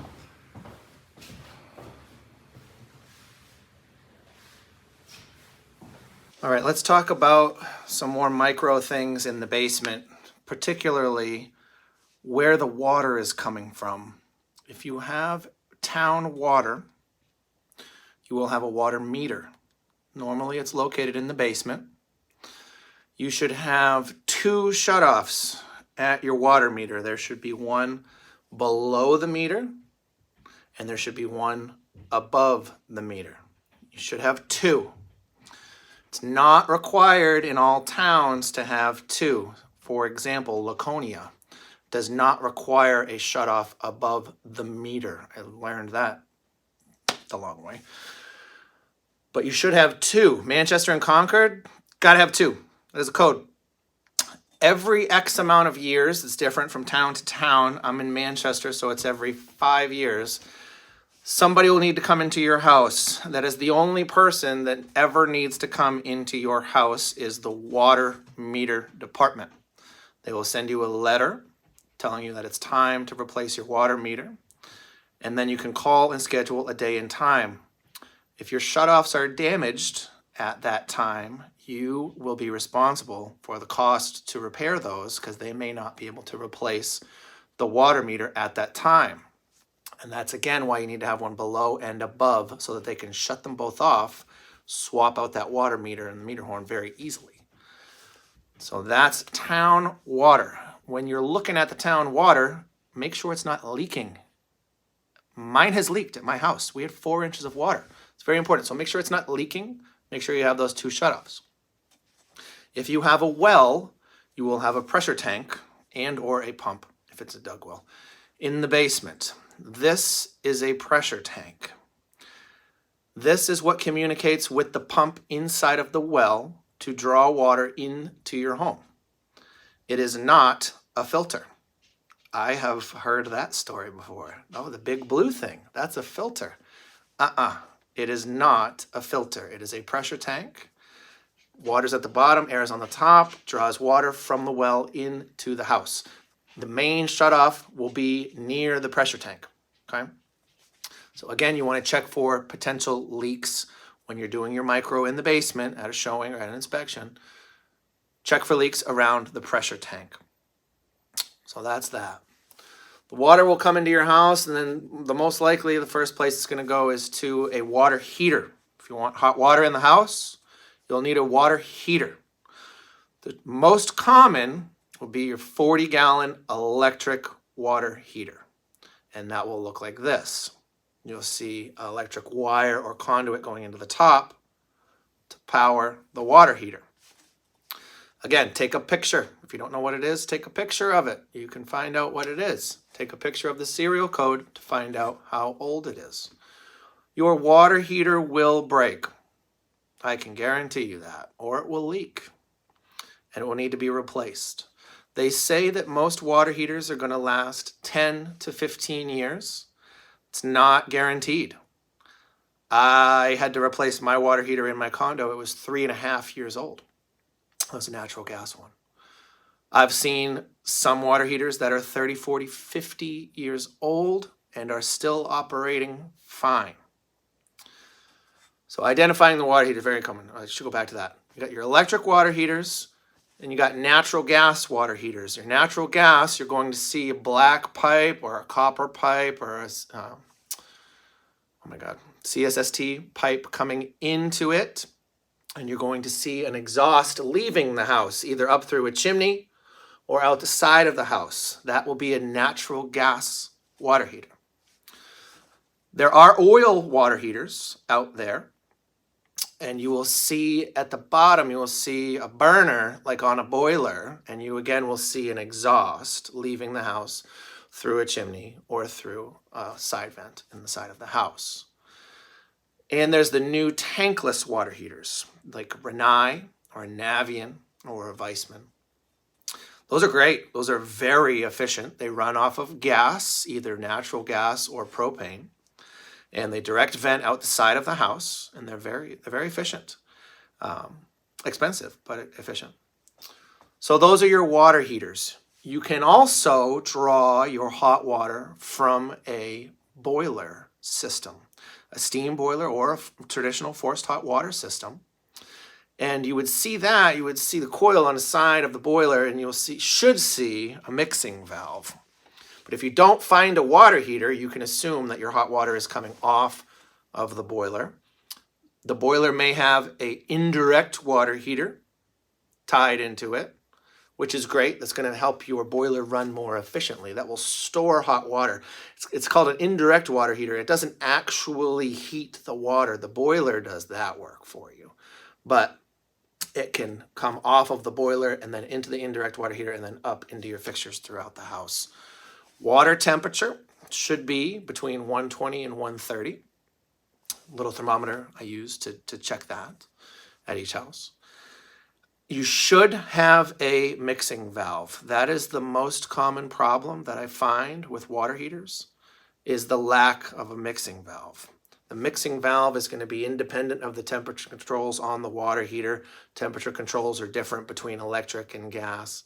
But you should have a mixing valve for safety. And that mixing valve should be set no higher than 130 so that your water will come in at a temperature up to 130. It may come in below 130, but never above 130. You should have a mixing valve installed for safety, especially if you own a multifamily. Your tenants, you don't want to have your tenants' kids getting burned or anything like that. Or your own kids. You don't want that to happen right there. So you should have a mixing valve. There's a lot of other things with water heaters. One important thing, check for leaks. Check underneath the water heater. Check the connections at the top of the water heater too. Are they very corroded? Is there a leak at the top? Sometimes that happens. Most of the time when the water heater is due for replacement, it's going to start to leak at the bottom. You'll see rust and water coming out of the bottom band, if you will, of the water heater. So they will leak eventually. They always do. I mean, I can't guarantee when it will happen, but it will happen. So that's water heaters for you. Appliances. Every house is going to have appliances, some more than others. Dishwasher, oven, laundry, things like that. Those also will break. I will look at them during the home inspection. We'll turn on the oven, we'll turn on the dishwasher, we'll turn on the washer and the dryer. Your inspector is not going to test the efficiency of these products. I'm not going to make sure that it will bake the perfect pie, for your client or buyer, or that the dishes will come out 100% spotless or your clothes will be 100% dry. Appliances will break, especially the new ones. The new ones will break. I just replaced a dryer in my house that was not even 3 years old. You can call in an appliance repair person if you would like to. I don't. New appliances are junk. They're going to break. And, the guy that came, I talked to a guy about my dryer. New motor was going to cost me about $800. A new dryer is going to cost me $1,000. I'm just going to get a new dryer, So appliances, they will break. It happens. Hey guys, so here picking up a radon machine. Here's my radon machine over here. And I just wanted to talk to you guys about a couple of things with well water, because some of you guys don't have well water. So let me just show you a couple of things real quick here. All right, so this is a pressure tank. This is not a water filter, just so you guys know. Pressure tank is right there. This is a drilled well. So the pump is somewhere underground in the back of the house, back that way. Here we got a sediment filter, whole house sediment filter, and this one's pretty clean. It's not bad. It's a black one. They look like that when they're brand new. This is a water softener. This removes calcium and some heavy metals from the water, which is great. And this is your brine tank where the salt goes. So we could use a little bit more salt in here, but not bad. Probably put one more bag of salt in there. So that's the brine tank. That helps the softener do its job. You're going to keep up with that right there. Softener has a discharge line. So every X amount of gallons it's going to do its regen. And then it's going to dispense water up and out. And it should not go into the septic line. That's the septic line going out into the septic system. So it should not go up in there. Definitely not. It can go anywhere else. It can go out the sill, out the back. It can even go down in the sump pump, right down here if you want to. So you want to take that hose and put it someplace else, like the sump or outside. This discharge is going to be salty. It's not good for your septic system. The biggest concern is the potential for cross-contamination here. So that drain goes down into this pipe right here, and that has a strong potential for cross-contamination. If the tank backs up, the poop is going to come all the way up into here, and the first place it's going to go is right up there, and then it's going to mix with the drinking water up into the house. So that's called a cross-contamination. If you do want to keep your softener going into the septic system, which is not recommended, you can install what they call an air gap, which is going to have the pipe be up a little bit higher up there. We'd have to relocate it a little bit in this setup right here. But it would give you an air gap to prevent that cross-contamination. They're not that expensive, but long-term, take that out. Do not put your water softener into your septic system. All right, so we've done our showings. We're comfortable. We're moving forward, submitting our offer. Buyers are excited. Time for home inspection. Couple of things that come up that can be problems that can be avoided during your home inspection thing that I want to address right now is, prepping your clients. Like I mentioned earlier, a lot of buyers have never had a septic system before in their life. If you are buying a house that has a private septic system, you 1000% need to have a septic evaluator do a septic evaluation. Even new construction. Last week I saw a new construction septic that was failed, and it was 9 months old, maybe, something like that. So even if they've pumped it regularly, that's a great thing that they've pumped it regularly. But when they go into a septic tank and pump it, they're not touching the leach field, which is downstream, which is the most important part. The water needs to leach out, not up. If it comes up or not going properly, that's when you get a blockage in the leach field, which a blockage in the tank fills up the tank, which goes into the house. So it's fantastic that a lot of people pump regularly. You should be pumping regularly. But that does not mean that they've done an evaluation. Some people may not have ever had their septic system evaluated ever. They could have lived there for 30 years. Septic system might last 30 years. If it's a nice stone and pipe system, might even last longer if you pump it regularly. But it could also have been failed, and they have no idea. So you need to get a septic evaluation. There are only a few things in the house that I might find that will come close to the cost of a new septic leach field and or tank or repair or anything like that. Don't forget, if you are on town sewer, you own the pipe from the foundation till it gets to the street. I'm pointing towards my street. My pipe's in there. I own the pipe until it gets into the street, into the town sewer, larger pipe where the Ninja Turtles are down there in the sewer. If that pipe is damaged, that can also be very, very expensive. I don't have a sidewalk, but imagine if you had a sidewalk that you had to dig, or a deck that you had to get underneath, or move a retaining wall, cut open a retaining wall, put the retaining wall back together. Your whole yard's got to get trenched out. Got to stop traffic for half the street. That's going to cost a lot of money. If you have an older house, and any house on town sewer, you should get a sewer scope. It is well worth the money. It's cheaper than a septic evaluation. Septic evaluations are normally like $350, $300, around there. Don't hold me to that. Sewer scopes are less than that. They put the camera in as far as they can out towards the street, make sure there's no roots and no crushes, and make sure everybody's copacetic. And then that goes hand in hand with a home inspection. But I don't do those. I can recommend some septic guys, but I do not do those. But it is the most important part. It's almost more important than me, honestly. Like I said, cost of a brand new septic, $25,000, maybe less, maybe more, who knows? Depends on your location, the system you have, the land you have, the layout that you have. It can be extremely expensive. Of course, I could find expensive things in the house, but septic it's very common. There's commonly a problem with the septic. Prep your clients on well water. If you have a private well in New Hampshire, you need to absolutely test it. Just like the septic, we can't see these things, So like when you go to your showing, you can, like I'm in my basement right now. This is not a damp basement. This basement is not wet. The roof is not caving in. Are there some things in the house? Of course.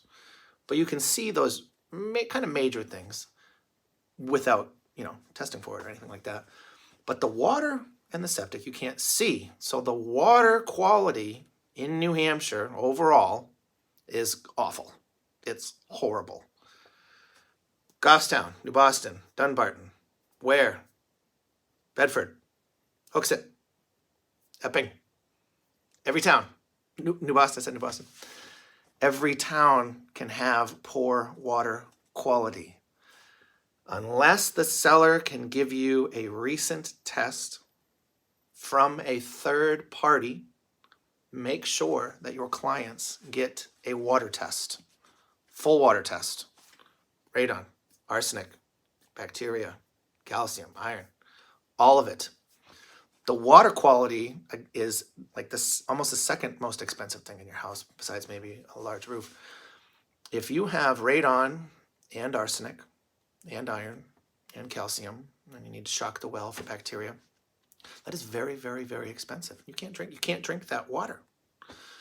There's also not just the health implications, there's the plumbing implications. If you have high iron and calcium, and you have a forced hot water system, or you have a water heater, of course everybody has a water heater, your plumbing system is not going to like all of those impurities going into the system, and it can cause damage to those systems. If you have low pH, which is considered acidic water, that is havoc on copper pipes. That can eat away at the copper pipes, and you're going to get little pinhole leaks all throughout the house, especially in an older house at the joints. That can happen. And that low pH can also affect forced hot water and water heaters too. So water quality is very, very important. I do want to touch on PFOAs, because I hope this might help you, or if you're watching this. PFOAs and PFASs. Some clients call me and they are absolutely terrified of these plastics, and they terrify me too. Especially if you've seen Black Water, I think it was, great movie about the discovery of PFOAs in West Virginia. We have PFOAs in New Hampshire. You've seen the news. You've seen the St. Gobains. The St. Gobains area down there is high in PFOAs, but there are also other places where the PFOAs, PFASs are elevated, like Portsmouth, Pease Air Force Base. Stratham has some good amount of PFOAs, and there's an area, a small location in New Boston and Bedford, right by the Market Basket right there in Bedford. There is a map. It's fantastic. It's on the New Hampshire DES website, and I will link that in this video or on my page. You click on the map, you can type in an address, and it's like a stoplight. Green, yellow, and red. I'll put it up here. So you can go to different areas and you can see which areas are a hotspot, red, which areas are a green. And you can also get free state testing. There's free state testing going on right now. It takes a long time to get it done. You won't get it done during your real estate transaction. It's just not going to happen. Even when I sample PFOAs and PFASs with the local lab, that has to be outsourced to another lab. It takes 1 month. So the quickest you'll get your PFOAs and PFAS results back is in 1 month. So definitely there's filtration for it. So, talk to your buyers about that. There's filtration. There's the free state program. There's also the free rebate program. If you come back with elevated PFOA, PFA test, you can submit that into the state for rebates after your filtration is paid for and you've done post-filtration testing. That comes back negative. You can get all of the money back up. All of it. I think it's like $3,500. I forget. It's a new program. It started last year. But go to the map. That will save you time and it'll save your clients frustration. So that's it for water testing. Do not skip the septic. Do not skip the water testing. Financing might require water testing. Let's talk about that. Again, but this is pre-actual day of the inspection stuff. VA loans. I do a lot of them. I love helping the veterans and everything like that. If you are buying a house with a Veterans Affairs loan, you will need to have a pest inspection. You will need to have a water test for 5 things done if you have private well. If you have town water, you do not need to do a water test. If you have a private well, you need to test for coliform bacteria, E. coli bacteria, nitrites, nitrates, and lead. It's a basic test. You will need to do that if you are doing a Veterans Affairs loan. Pest inspection is also required for a VA loan. And the pest inspection I include with a general home inspection. So if you call me to do a general home inspection, whole house, roofed basement, everything like that, I don't charge extra for a pest inspection because I am looking for pests while I'm going through doing the standard inspection. If your clients waived the general home inspection on a VA loan, they will still need to do the pest inspection. And I do offer that, and there are companies that do just pest inspections. So there's a bunch of companies out there that do that. They'll still need to do, at a minimum, the pest inspection. It used to be that the buyer could not pay for the pest inspection. That has changed. That changed June 15th, 2022. The buyer is now allowed to pay for their own pest inspection. Tell a mortgage person, tell an underwriter, please, okay? Because it changed. It used to be a huge pain in my butt. That's changed, but I'm still finding that people haven't heard about that new rule. I had to invoice it. It was a pain in the butt. I'm sure some of you have dealt with that before. Underwriting, yep. So that's your VA loan right there. If your water test or your pest inspection come back bad for your VA loan, it's going to need to be addressed, before you can purchase the house. Like if you have bacteria, you need to remove that from the well.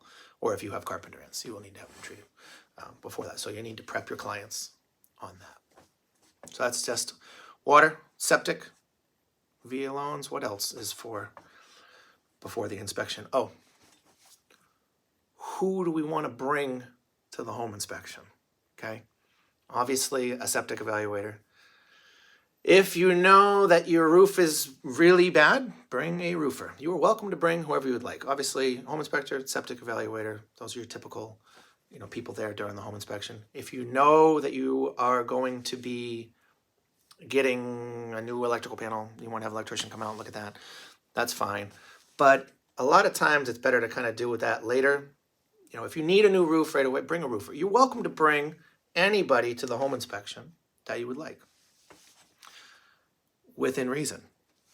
I have been to home inspections and the buyers have brought not 1 but 2 sets of grandparents and not 1 but 2 sets of parents.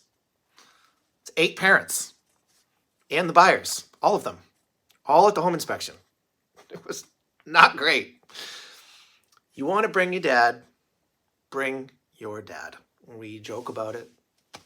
Inspector dads and all this stuff. Like, I am an inspector dad, so I can joke about that. That's fine. If you want to bring your dad and you feel comfortable with your dad or with a close family friend or relative, bring that person. But talk to your real estate agent about that first.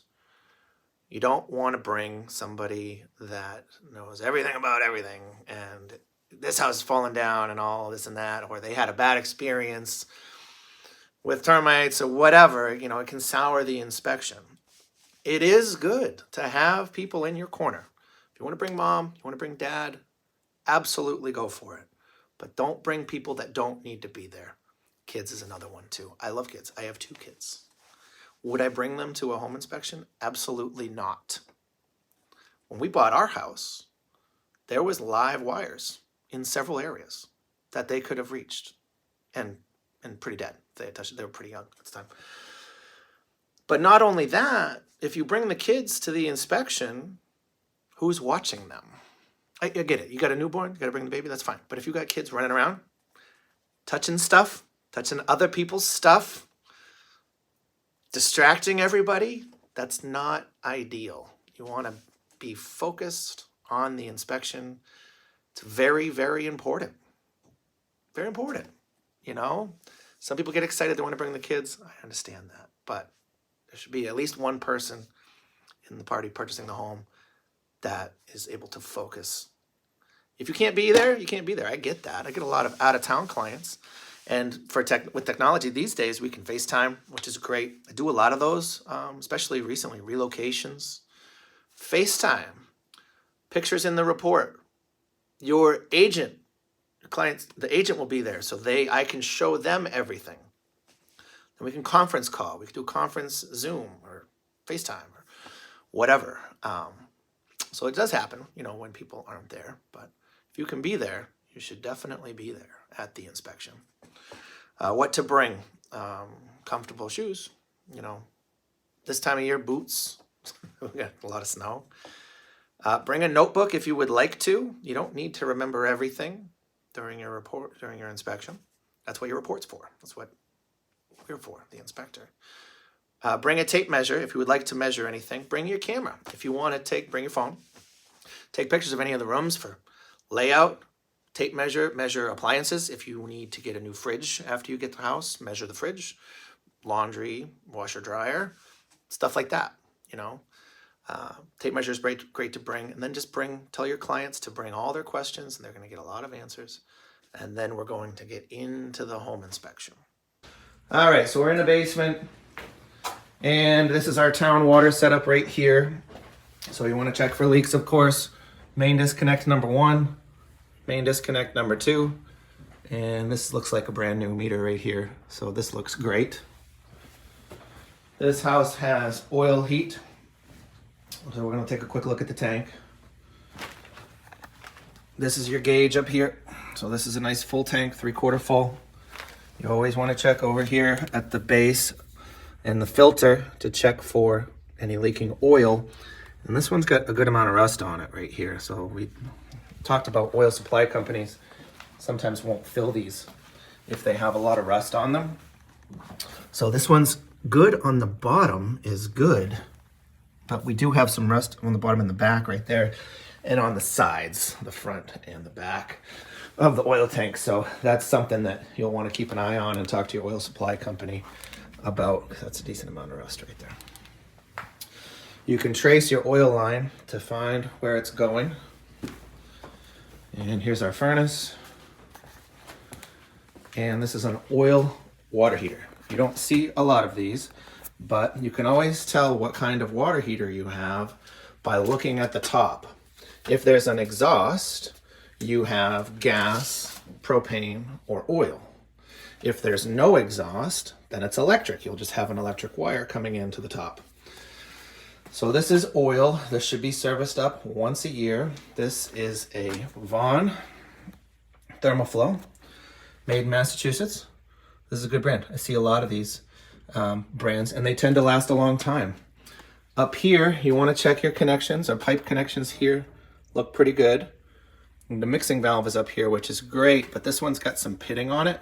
Get the flashlight. Those pits right there. So this looks like a faulty mixing valve, and that happens a lot. These just got to get replaced.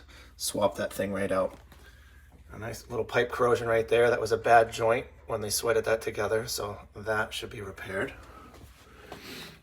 We're sharing flue with the furnace and the water heater, which is good. This is a Thermopride furnace. Big. They're big, but they are a really good brand for forced air systems right here. The serial code on this one is right in there. There's your serial code, and you'll need the model number here. And those numbers don't have anything to do with the year that it was made, so you actually need to call Thermopride. This is a nice clean unit. This is a newer one, and this company's been around for a very long time. I see some of these that are still around from the 60s and 70s and are still working great. Here's our service tag, and it was just serviced last year. So this is great. Oil tank, a little suspect right there, but our other major mechanicals in this house look pretty good. I want to touch on roofs really quick. Of course, you're not going to be climbing any roofs during the showings. I will climb a roof if I can during the inspection. If I can't, I will put a camera pole up very high and get pictures of your roof. Many different kinds of roofs here in New England. You can have a flat roof, you can have a low pitched roof, steep pitched roof, gambrel, gable roof, hip roof, a bunch of different kinds. You don't need to know all of the different kinds. We just need to know, is it performing? Is it doing its job? The roof, is it doing its job? So I want to talk about shingled roofs. Most of the roofs that you're going to see are shingles, and some people just don't know how shingles work. Shingles work as a series of umbrellas. So let's say this is our roof. There are shingles here, here, here, here. They all overlap each other. So you got layers overlapping each other like a series of umbrellas, so the water flows down. That's a shingled roof. That's how it operates. Most shingled roofs are going to last 20 to 30 years. You can have a 3-tab shingled roof. Those will last 20, again, depending on conditions, sun, shade, stuff like that. Architectural roofs, probably the most common for shingled roofs, those are going to last roughly 30 years. Some of the new ones have 40-year warranties and 50-year warranties on them, like some of the new Owens Corning and Timberline and stuff like that. That's fantastic. If your roof's going to last 30 years, that's great. A lot of houses that I inspect have issues up here at the ridge. The ridge on your 30-year roof will never last 30 years. It's going to last roughly half that. So at year 12-ish, you need to inspect those ridges. I did a house the other day, they had no ridge left at all, and there was just a strip where the ridge vent was, where animals can get in, water's getting in, of course, stuff like that. It was just completely gone. You can't see that from the ground, though.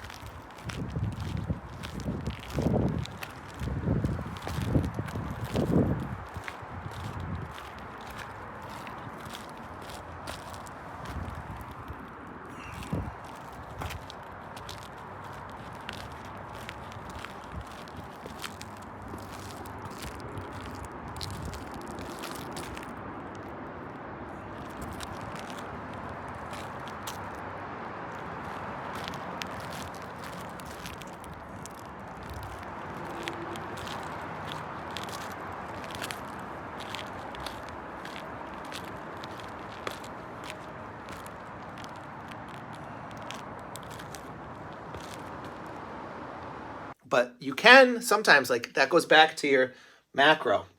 You'll see, is it really black? You see that the asphalt is all gone off of those shingles. Or is it a different color? You can see it on a hip roof. You know, the hip roof has those corners going up. Those, you can see those from the ground a lot. But that goes back to your macro. Go far away and get a look up here at the roof right there. So roofs, very expensive. You know, sometimes the homeowners don't even know that they have a leak, and I have to inform them that they have a leak. But it's good to know some roofers. You should definitely, make some connections with some roofers. Attics. Some people have never been inside of their attic. They don't know how the attic operates. The attic does operate, okay? It's not just there, okay? The attic is done by design, okay?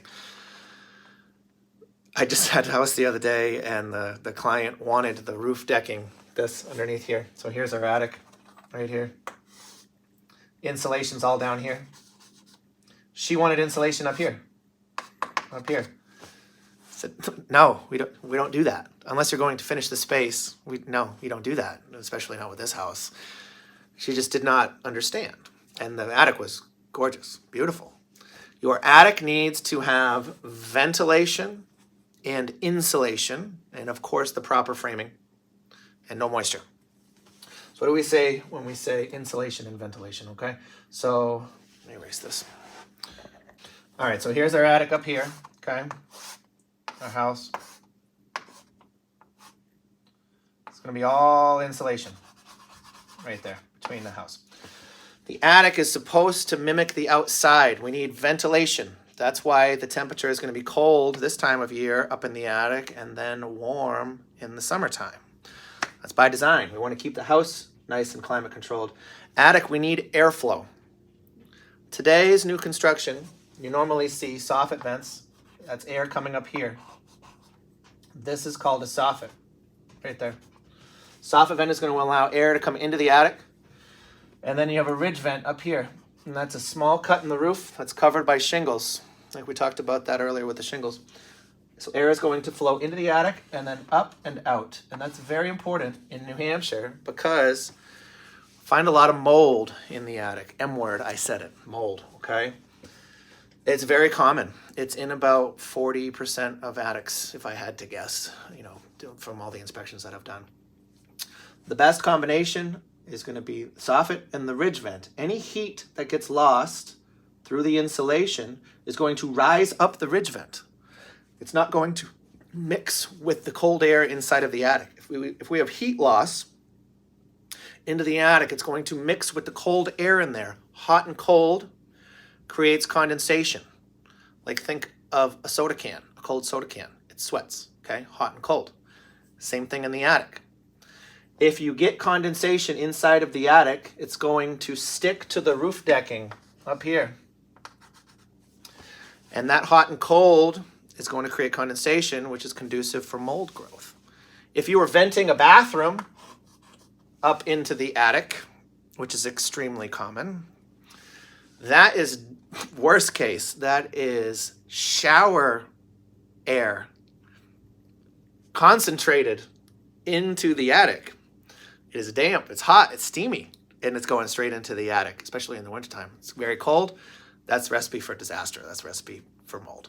You need your bathroom fans to go outside of the house, okay? Not into the attic. That is a huge deal. Even in a perfect world, if the builder does everything that they can with soffit venting, adequate insulation, adequate ventilation, sometimes you'll still get mold. And you're like, why? I just saw this the other day.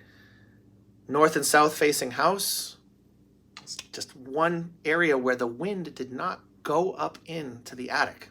So there was one area that had mold, and the house was barely 4 years old, 4 or 5 years old, something like that. So additional ventilation in that one area was needed, and then of course remediation.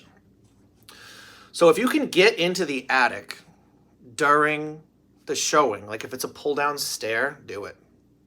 Absolutely do it, okay? Just be careful, one person at a time on the attic stair. If it's a small scuttle hole and you can't get in, you can't get in until the inspection. But if you can get eyes on the attic, if it's a ranch or, I have a colonial with a pull down stair, if you can get in there, get up in there and check the temperature and look up, look at the roof decking. Is it black? Then look down, insulation. What kind is it? We'll talk about those. Is there a polka dot pattern of rust? Are the nails extremely rusty up on the roof decking? Those are signs of moisture. Insulation type. Let's talk about insulation type, okay? Most common one, new construction today, is just loose fill. Blown in, 18 inches or so, even more, depending on what you want. And you're not going to be going around that attic very much. You're not going to be walking around up in there. You don't want to compress that insulation. That's the most common, and it performs very well. I have cellulose insulation in my 1988 house. That's recycled materials. I think mine performs pretty well. My attic is great. My heating bill, comfort level inside the house is pretty good. So cellulose is good. You got your rolled fiberglass bats, very common. That might be the most common one. Pink Panther, yellow, whatever, fiberglass bats, very common. And then you have some other ones like rock wool, don't see that very often. And the one that you really don't want to see is vermiculite insulation. Vermiculite insulation was very popular in the 30s, 40s, 50s, and 60s. I believe it stopped in the 70s being sold. Vermiculite insulation is known to contain asbestos. The EPA says on their website, and I will link it, that if you find and identify vermiculite insulation, testing is not necessary. You must assume that it contains asbestos. Reason being, sampling is very difficult. You got an attic filled with vermiculite, which I've found before, okay? You take a sample from here, you take a sample from there. Those bags may have came from a different mine where they gathered the vermiculite than the ones that were in Montana and Canada. Some vermiculite might not have asbestos, but because all of the vermiculite came from many different areas, there's a chance that it's in there. And there's just so much of it, you don't know if it's going to be positive or not. So the EPA says if you find vermiculite, you need to treat it like it is asbestos, and you need to remove it. And it's very expensive. It's going to be several $1,000s to remediate that, air scrubbing and all that stuff like that. Because when you disturb that vermiculite, that's when the asbestos fibers get out into the air. You don't want to breathe that in. That's no good. So you do not want to see vermiculite insulation. Keep an eye on that. Since we're talking about asbestos, let's talk about some other asbestos materials. We'll get into identifying certain materials. Okay. Vermiculite is the number one that I don't want to see. Vermiculite insulation. The one that doesn't bother me the most, of course, it's a problem, you know, is the exterior siding. Asbestos exterior siding. It's siding. If it's in good shape, don't worry about it. If it's falling apart, it's been because it's very fragile. You know, you hit it with a baseball, it's going to crack, or even a snowball. If it's damaged, you do not remove it yourself. You should have a professional remove it, which can be very expensive. But if it's in good shape overall, leave it. You can paint right over it. It's fine, you know. Asbestos can be in flooring. That is, you know, up on the list of severity of asbestos. Asbestos flooring, you don't want to rip it up. Again, like the vermiculite, if you break it up, all of those fibers are getting into the air. If you have vermiculite flooring, it also has some ceiling materials and wall materials, you know, 50s and 60s and 70s. You want to hire a professional if you have those. Normally the flooring would be 7x7 tiles or 9x9, and you can see the rough age of them, and you can test that. You can absolutely test that if you would like to. Nelson Analytical, local lab, you can take a sample with the baggie in there, and they can test that for you. But the vermiculite you can't. But flooring and exterior, you can test that if you would like to. It doesn't take much, just like a little pea size. Asbestos wrapped pipes is not ideal. That would be the next step up and just below vermiculite.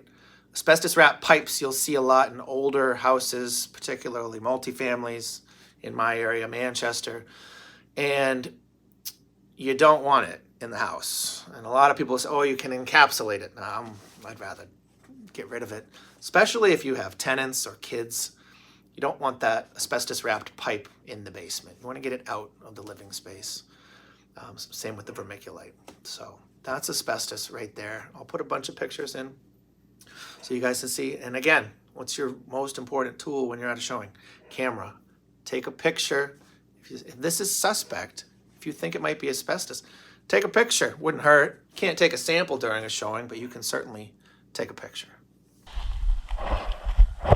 All right, here we go. Got a cape, probably mid-80s, I would say.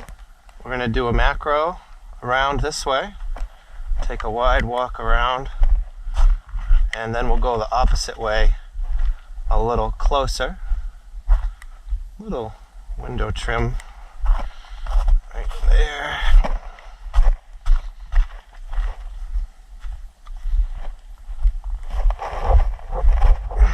Roof looks pretty good. Actually looks new. It's not quite laid flat. It probably went down this winter. Good grading. Got the well over there. Septic's definitely over there.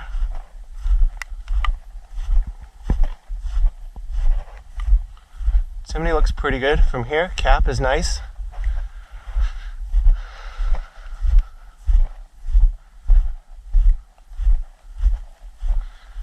No railing here. There should be a railing for the stairs, 4 or more stairs. Yep, there's the septic. Actually, somebody just dug the septic up right there. So let's start with the electric. Service drop looks good. The duct rubber here could do a little bit better right here. A little crack, get that, easy fix. These look good. Need a little caulking here.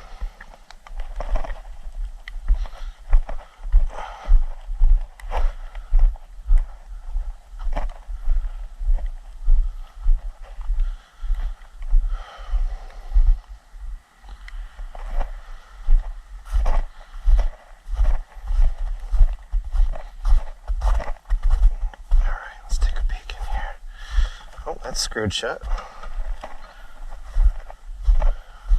All right, vertical crack here. Very common. This is a pretty big one. We'll check this on the inside to look for moisture. This should be sealed up due to its size. If it was a hairline, very small one, it wouldn't be as bad. That's a pretty good one right there. Ooh, here we go. That's not good. Right here, I gotta redo this window frame. Ooh, yep.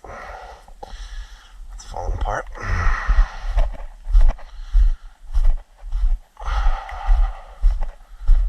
They're single pane, missing a storm. Oh, no, it's just up high, but these are single pane. I should try to upgrade those. It's another vertical crack right there. Check those inside. Bulkhead is rusted. Check for moisture inside. Little trim piece there.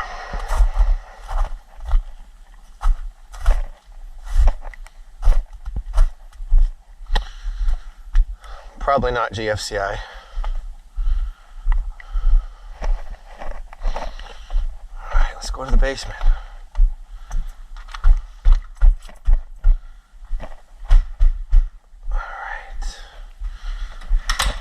Definitely a flip. A lot of gray and white going on. Basement's gonna be here, probably.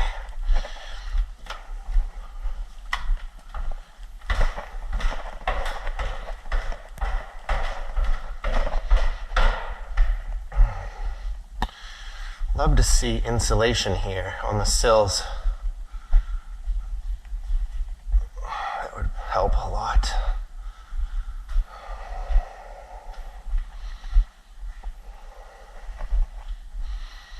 You want to do a walk around the outside, check all the sills.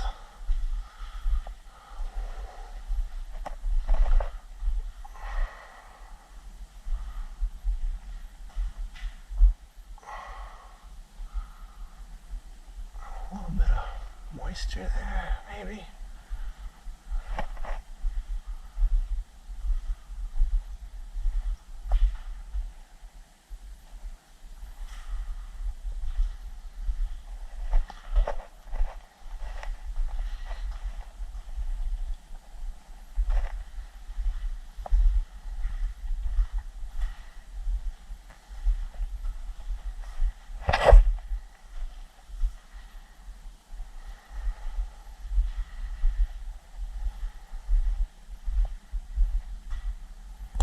Were made here. This is the front door. Looks good now.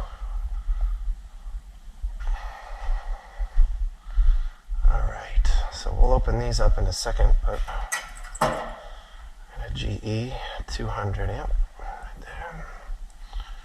One for the water heater. Laundry, all looks brand new. Septic pipe. Air gap for the softener. That's good.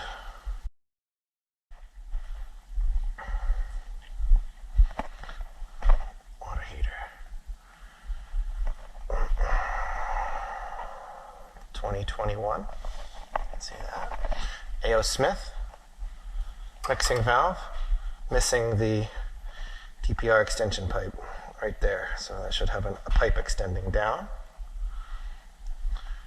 Filtration. They never label these, so you have to kind of look for the info. Tanks. Brine tank nice and clean. Nice sediment filter. I did some work here. Pressure tank.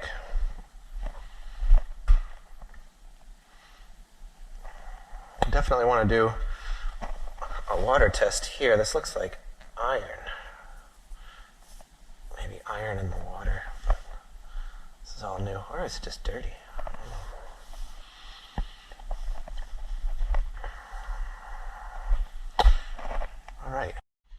All right, so definitely flip of a kitchen, all new appliances. Nice countertop. GFCIs, we're gonna check this one first to make sure that it, ooh, that one's not on. It's switched off in the box. We're gonna leave it as it is. Put that in the report.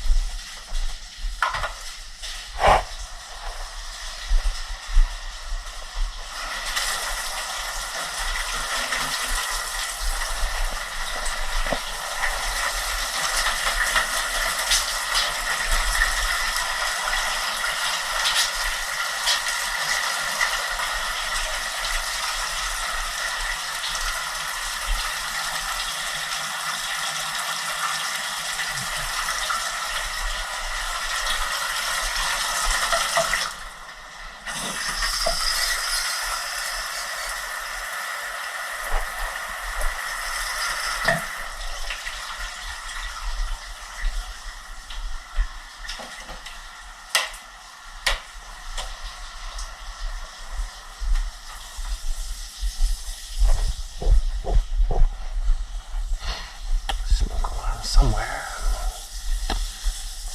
Smoke alarm. Maybe. No smoke. Oh, there's one up there. There should be one down here too.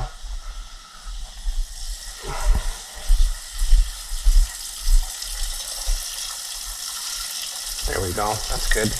Almost 120.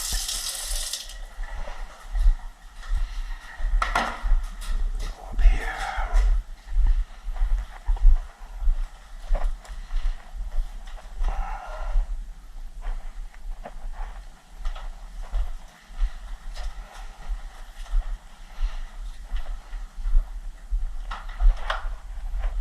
Another smoke alarm up here.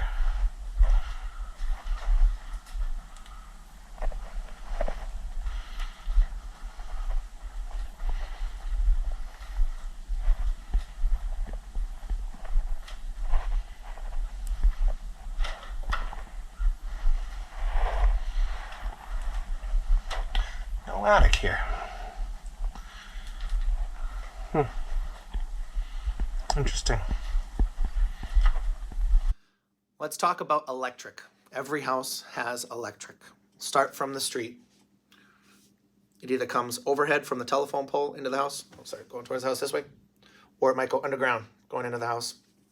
That way. Either way is fine. Underground, of course, a little bit better. It's going to come into the house and it's going to provide a certain amount of amps of power. New construction, you're going to see 200 amps. Most houses are 100 amp. My house is 200 amp, but I do occasionally see some 150s, 125s. Most of the time you're going to have 100 or 200 amp. Not every house has to have 200 amps. This is for the dads out there, okay? Not every house has to have 200 amps of power. If all of your appliances are gas, that's great. You don't need that much power. Of course, if you're going to have an electric car and you want to install mini splits and you want to install a pool, then you probably want to have 200 amps of power. The way to tell what you have is to go to the box, open up the main panel, the box, the cover. You don't need to take the whole thing off. Just open that up, look at the top. If you don't see a main breaker at the top, it might be a condo, you'll need to go outside. There will be a disconnect outside. Or you'll need to see the wire size inside. But 99% of the time, it's going to have main breaker at the top, and it's going to say either 100 or 200. If it says 100, 100, you do not combine the two numbers, okay? That's a common mistake that I see on property disclosures. Property is listed at 200 amps, and the buyers are all excited. It's 200 amps. It's not. You don't combine the numbers, okay? It's just a double pole 100 amp coming in from the street right there. So again, you don't always need to have 200 amps. It is great to have 200 amps. You don't always need to have 200 amps.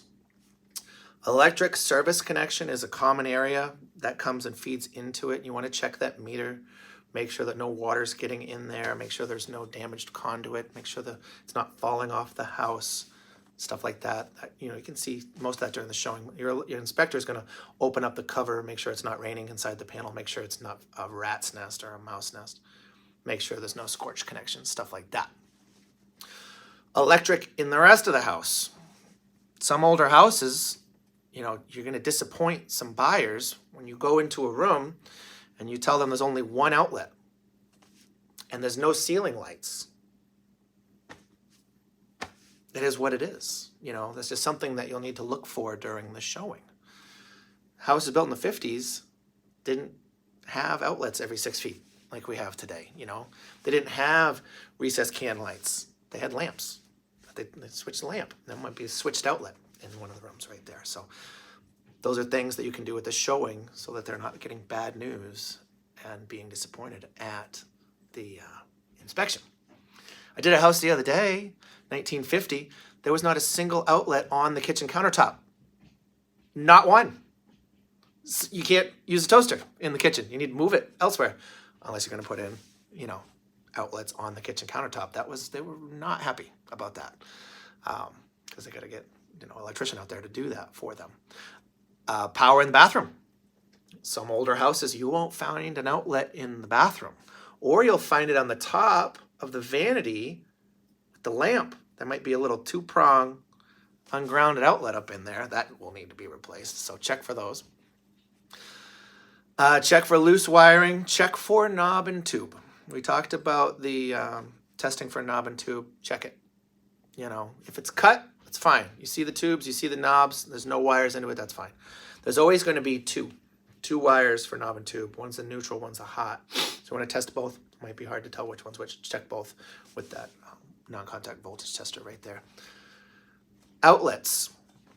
Check to make sure that they're GFCI within 6 feet of the sink, exterior, basement, garage, etc. They might not always be GFCIs, okay? So now let's talk about GFCIs. When you have GFCI, I'll have a GFCI here. You stick it in the outlet, you hit the button, it's going to pop off the reset button, or it should, for safety. They're wired in pretty much the same, a little bit different, but green, gold, silver. So it'll give you the same combinations of lights. You can have regular outlets connected into GFCIs, and that's the good thing about this tester is you can test the regular outlets to make sure that they are tied in to a GFCI. Let me go show you in the kitchen. Here in the kitchen we have a regular outlet right here, GFCI outlet over there. They both should be GFCI because we're near the sink. So we're just going to test it by popping it off. That reset button resets. And we are good to go. Sometimes when you test these regular looking ones, like in new construction, it'll reset down in the main panel. Let me show you that. All right, so in this main panel, we have 2 GFCI resets. There's an older one right there.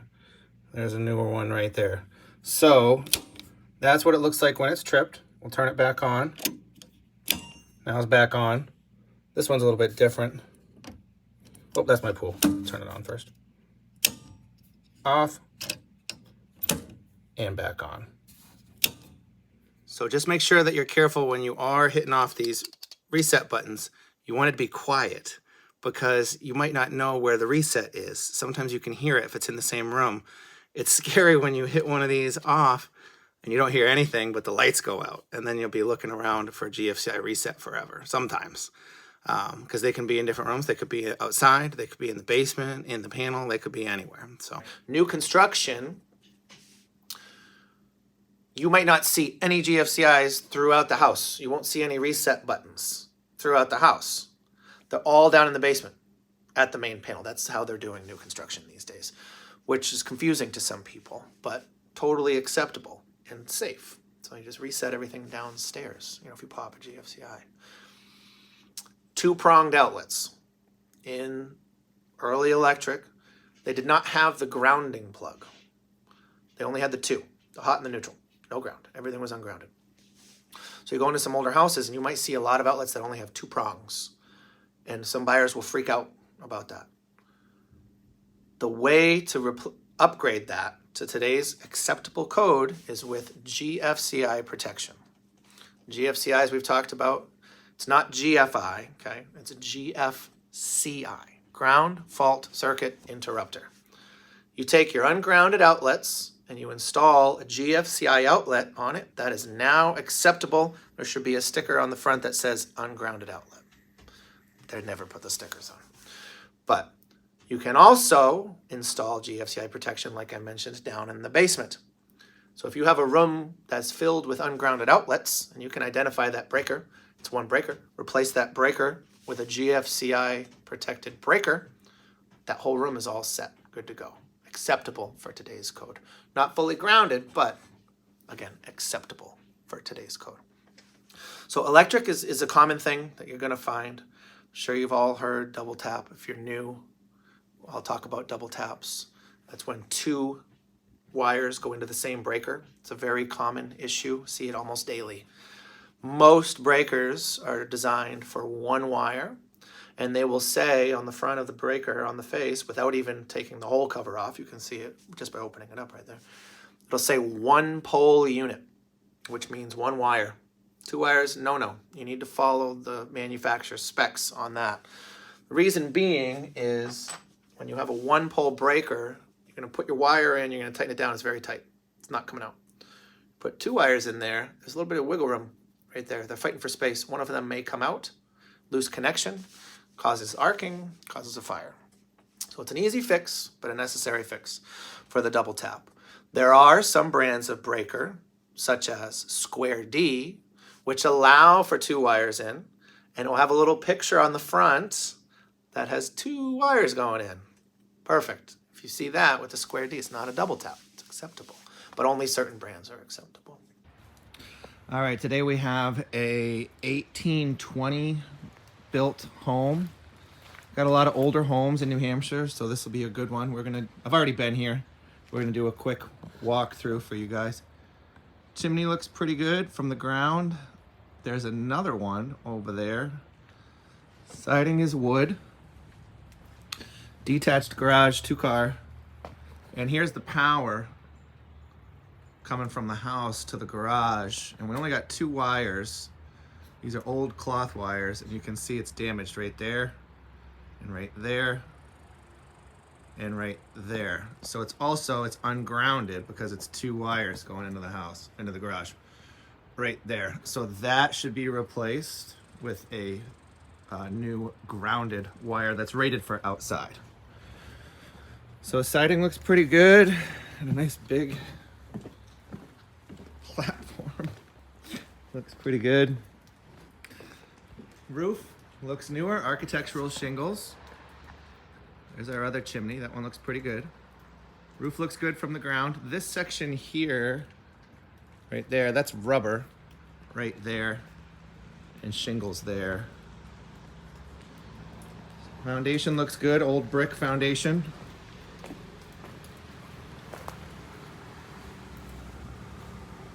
It's all fenced, that's nice. Porch looks good. Fascia looks good. They've kept up with the paint.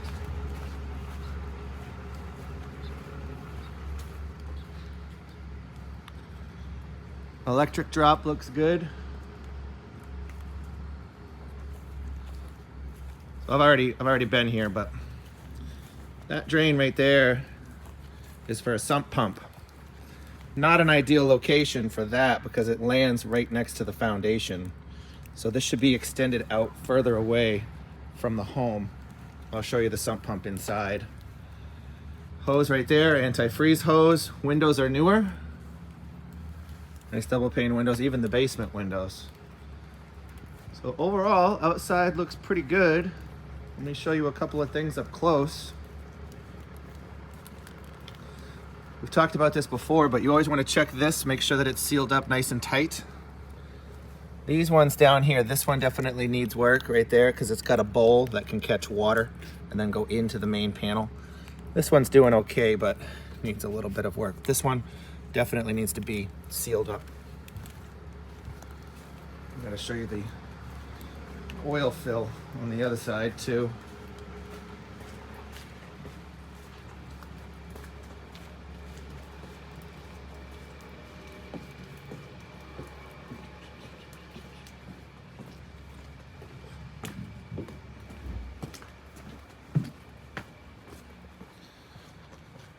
All right, so the oil fill, this is the oil fill, this is the oil vent. The vent pipe is smaller than the fill pipe. A lot of oil companies don't like this. They want to have the vent pipe be equal in size or even larger than the fill pipe because when they're filling this, the air that's inside the oil tank comes out of the vent. And if the vent is too small, that can cause problems when they're filling it and they try to fill it very quickly. So some oil companies won't even fill this tank. You can, but you just got to go slow. But this can be a problem. So this is something that always goes in my report. We got a 2-inch fill, 1-inch vent, and that can be a problem. Let's go to the basement.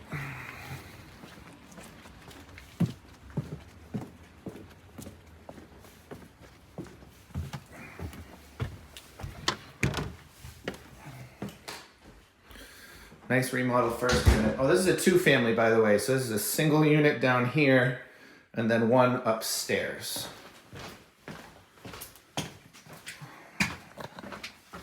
Always bring your flashlight. All right, there should be a railing here. Gotta have a railing. It's 4 or more steps. You need to have a handrail to grab onto. That can be a problem for certain loans like FHA and VA loans. So in here, I got a couple of issues that we found the other day. One of them is right here. You can see the water. Oh, I got a light. You can see the water below the cast iron right here. So that's leaking right there from the cast iron. So that needs to get fixed. And when you're dealing with the cast iron, a lot of plumbers, they won't just replace this section right here. They're going to replace a larger section because of the weight of the cast iron. You can see an example of that over here. We've got 2 drains here. So this entire section was replaced with PVC. And it's time to do this side over here. That's leaking right there. On our water main, that water wasn't there the other day. Oh, it's coming from up here. That's right. There's a drip right coming off of one of these. Oh, right there. There it is. Right there. So that connection needs to get redone. And one of these was dripping. This one right here. That's dripping up there. So that needs to get fixed. 2 water heaters in the multifamily. This is a State. They're both electric. Love to see the mixing valve. Gotta have that. This one does not. And the date on this one, right there, it is a 2017. First 2 numbers in the serial code. That one looks pretty good.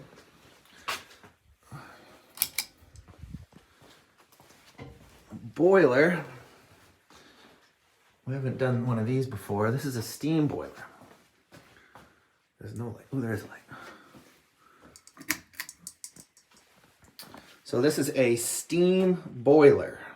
It's a little bit different than a forced hot water, similar, but basically it creates steam which goes up these pipes right here up to all the radiators upstairs, and it doesn't create a loop.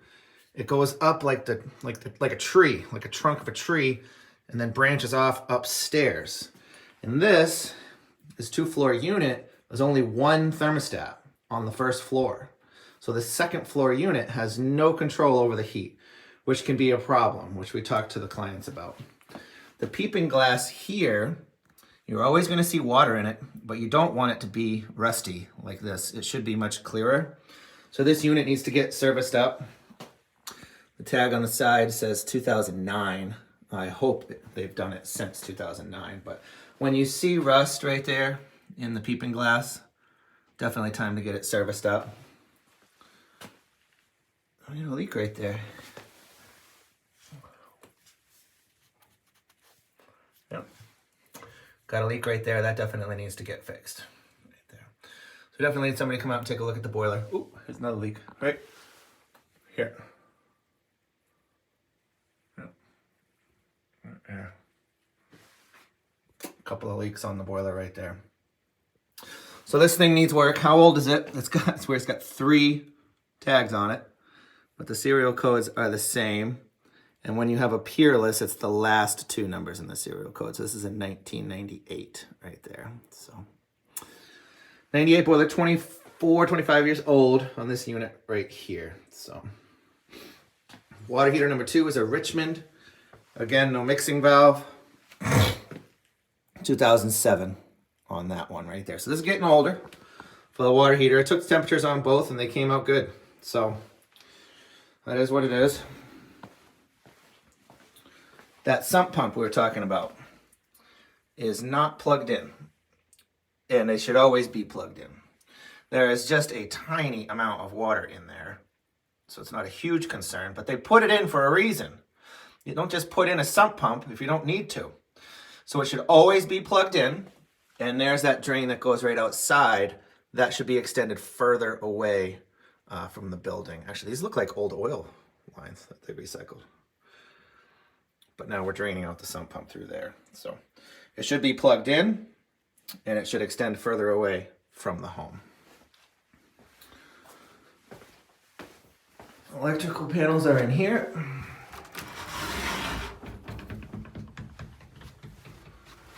One for each unit. They are both 100 amp. Downstairs unit has some labeling on it. Upstairs unit has no labeling on it. So that should all be labeled so we know what's what in there. I'm missing a cover plate up here on the oven. Looks like the oven wire right there. So basement's not bad. This heat zone here, this is a forced hot water heat zone that comes off of the boiler, or it did at one point through that pump, but it's not working currently. So if they want to have heat in the basement, they'd have to call somebody. I'll go show you upstairs.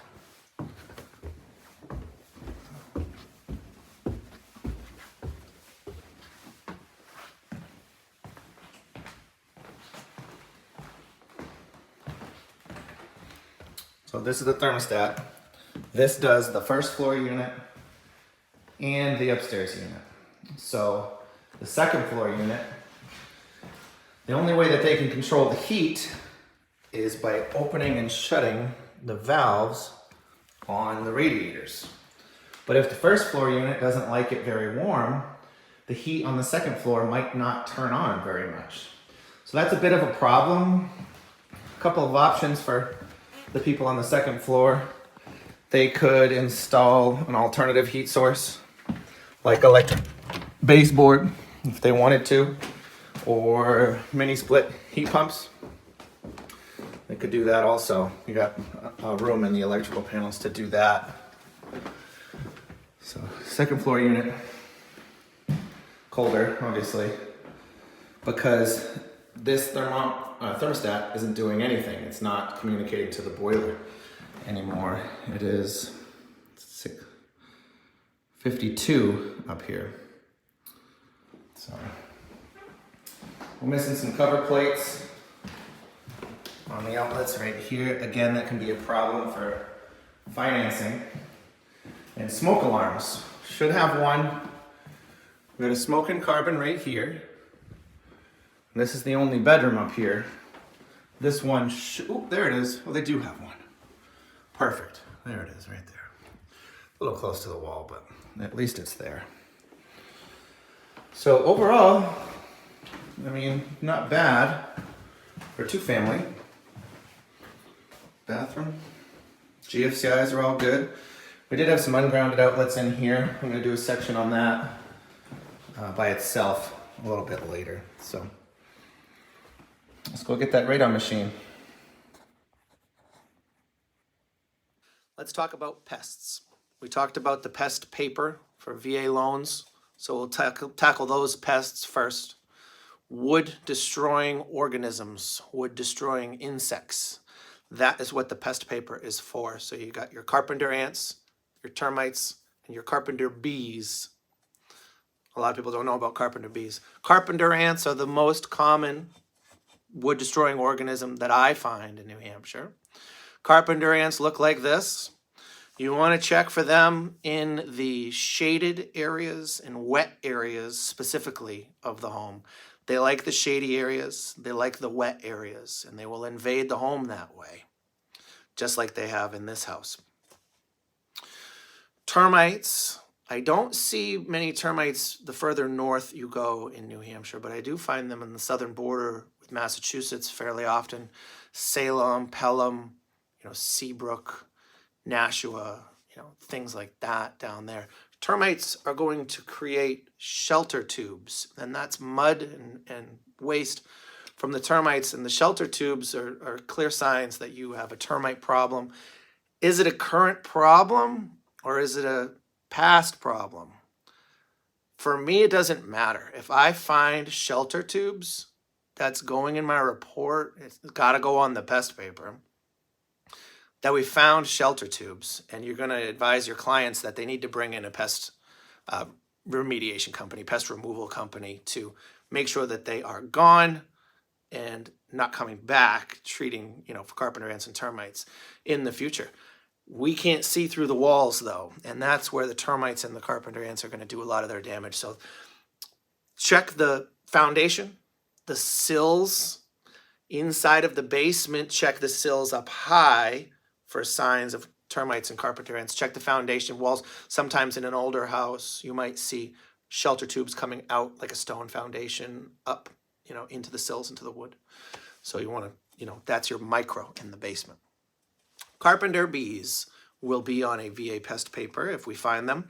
You're going to look up high for them. They like the soffits and the fascia, that dry, untreated wood. You might see them on a barn, or though they're going to be on the sunny side of the house, the southern side, westerly facing side of the house, because they like the warmth.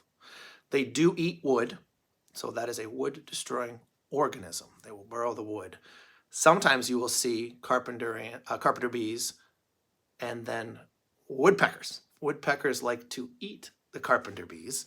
So you got the small holes from the carpenter bees, and then you get the woodpeckers that increase the size of those holes. So keep an eye out for those. Your other pests when you're going through the house, mice. You're going to see that a lot. Mice poop. Check the corners of the basement, the corners of the garage, up in the attic. Insulation in the basement is a common area, or a crawl space that you will find mice. They love fiberglass insulation to make nests, and they love to pee and poop inside of their nests. So I've seen some houses where you got the insulation and you got brown, black stains in many areas. And people ask me what are all those stains? That can't be from a leak. There's 10 of them, and there's no bathroom or kitchen there, That's a mouse nest. So I've seen that. So check for those. You don't want mice in your house. You want to keep them out. Traps, call a pest removal company. Chipmunks and squirrels sometimes will enter the house. You'll see acorns and, fecal matter inside of the house, in the basements and stuff like that. Are the mouse and squirrels still in the house? I don't know. They might be in the wall. They might be outside of the house that day. They might leave. They hear you. If you find evidence, you want to talk to your clients about that. I always talk to my clients about that. Get some traps. Call a pest company if you find those. Bats and birds can get into the attic. You don't want either one of them inside the attic. Bats are a pain in the butt to get out of the attic. Evidence of bats will be guano, bat poop. They tend to poop in one circle, in one area, where they hang upside down. That's where they tend to poop. So you'll see a large circle of poop.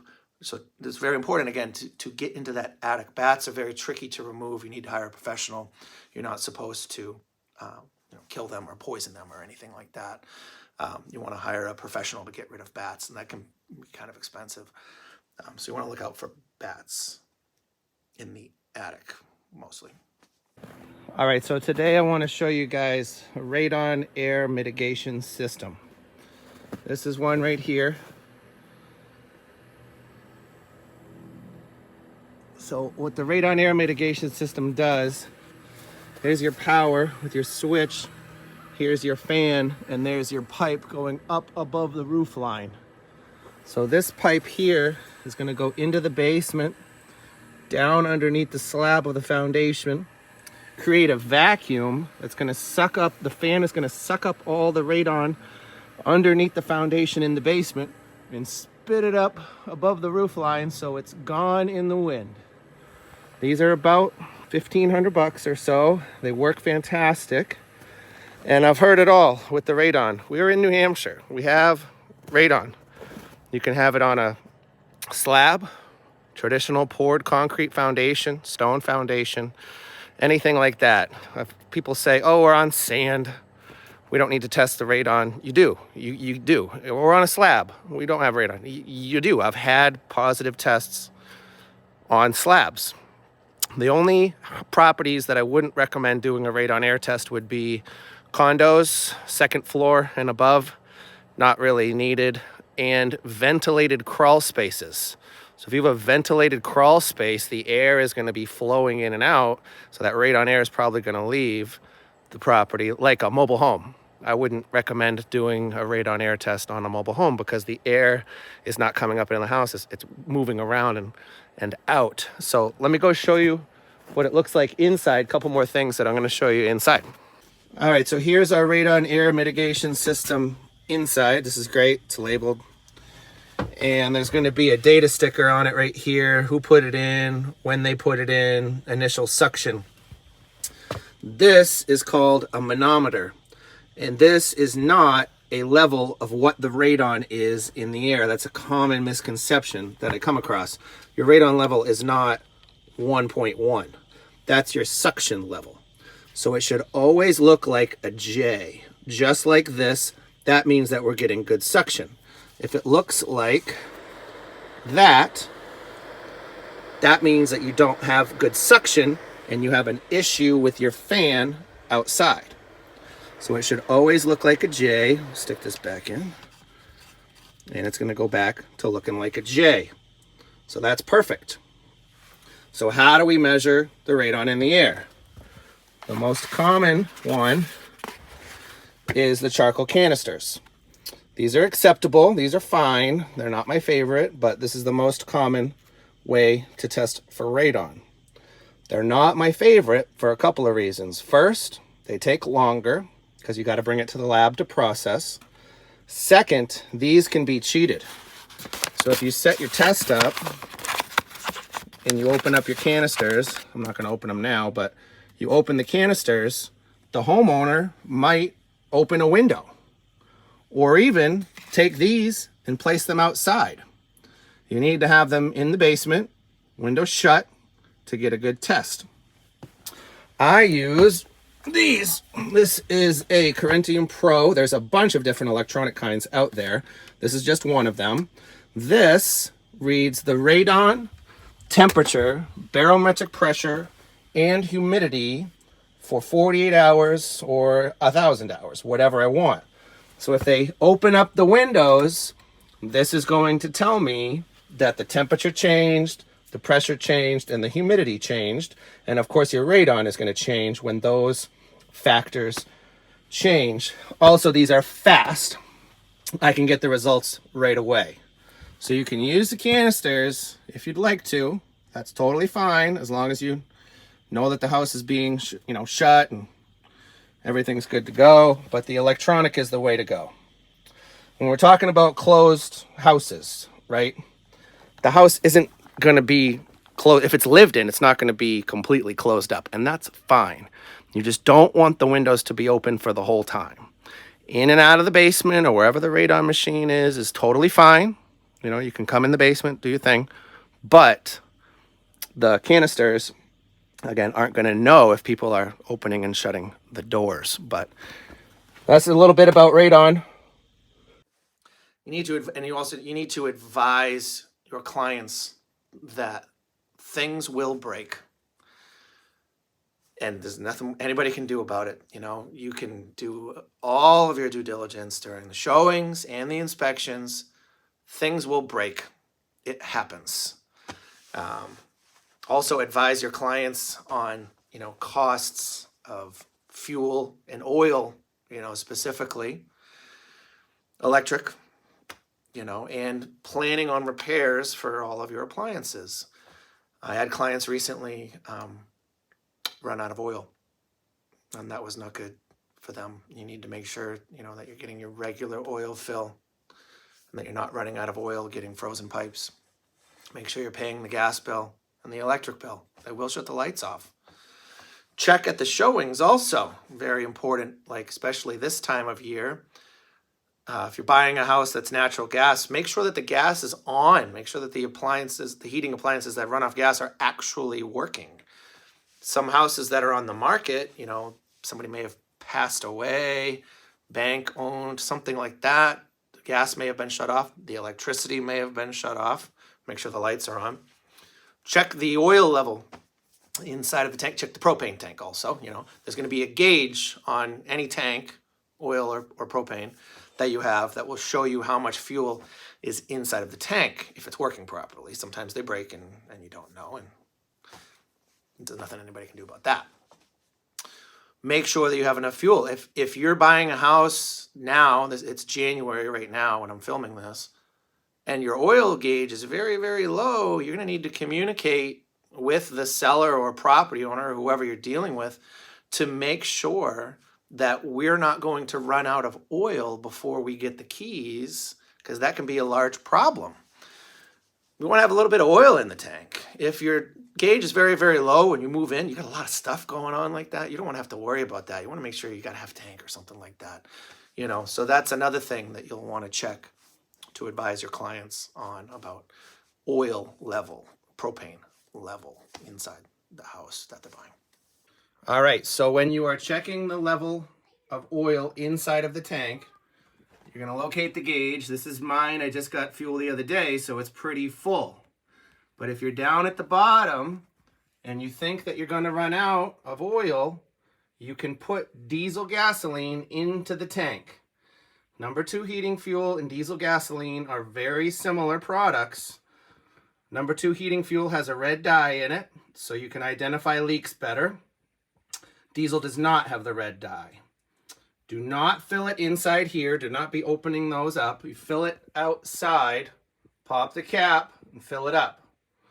When you're getting your diesel, you're going to need to get a yellow tank, not a red one like gas. Gas is red. Diesel is yellow. So go and get 5, 10, 15 gallons of diesel, fill it up outside, and that will get you through a couple of days.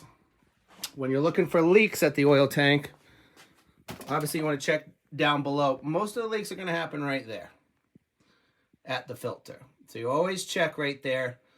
And paper towels is good. You can use paper towel to check for leaks. It will turn red or pink because it has that red dye. All right, so that's the class. Thank you all for hanging in there for 3 hours. I didn't think that I would get enough material for 3 hours, but I actually, there's more that I could have put in there.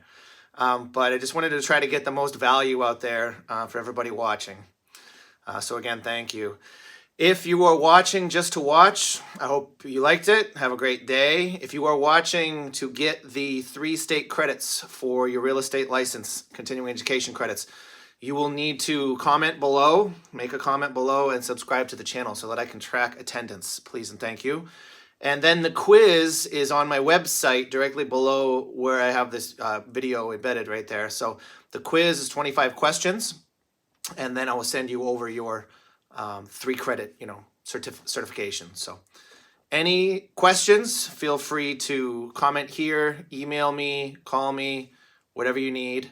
And again, I appreciate you guys for watching, and have a great day.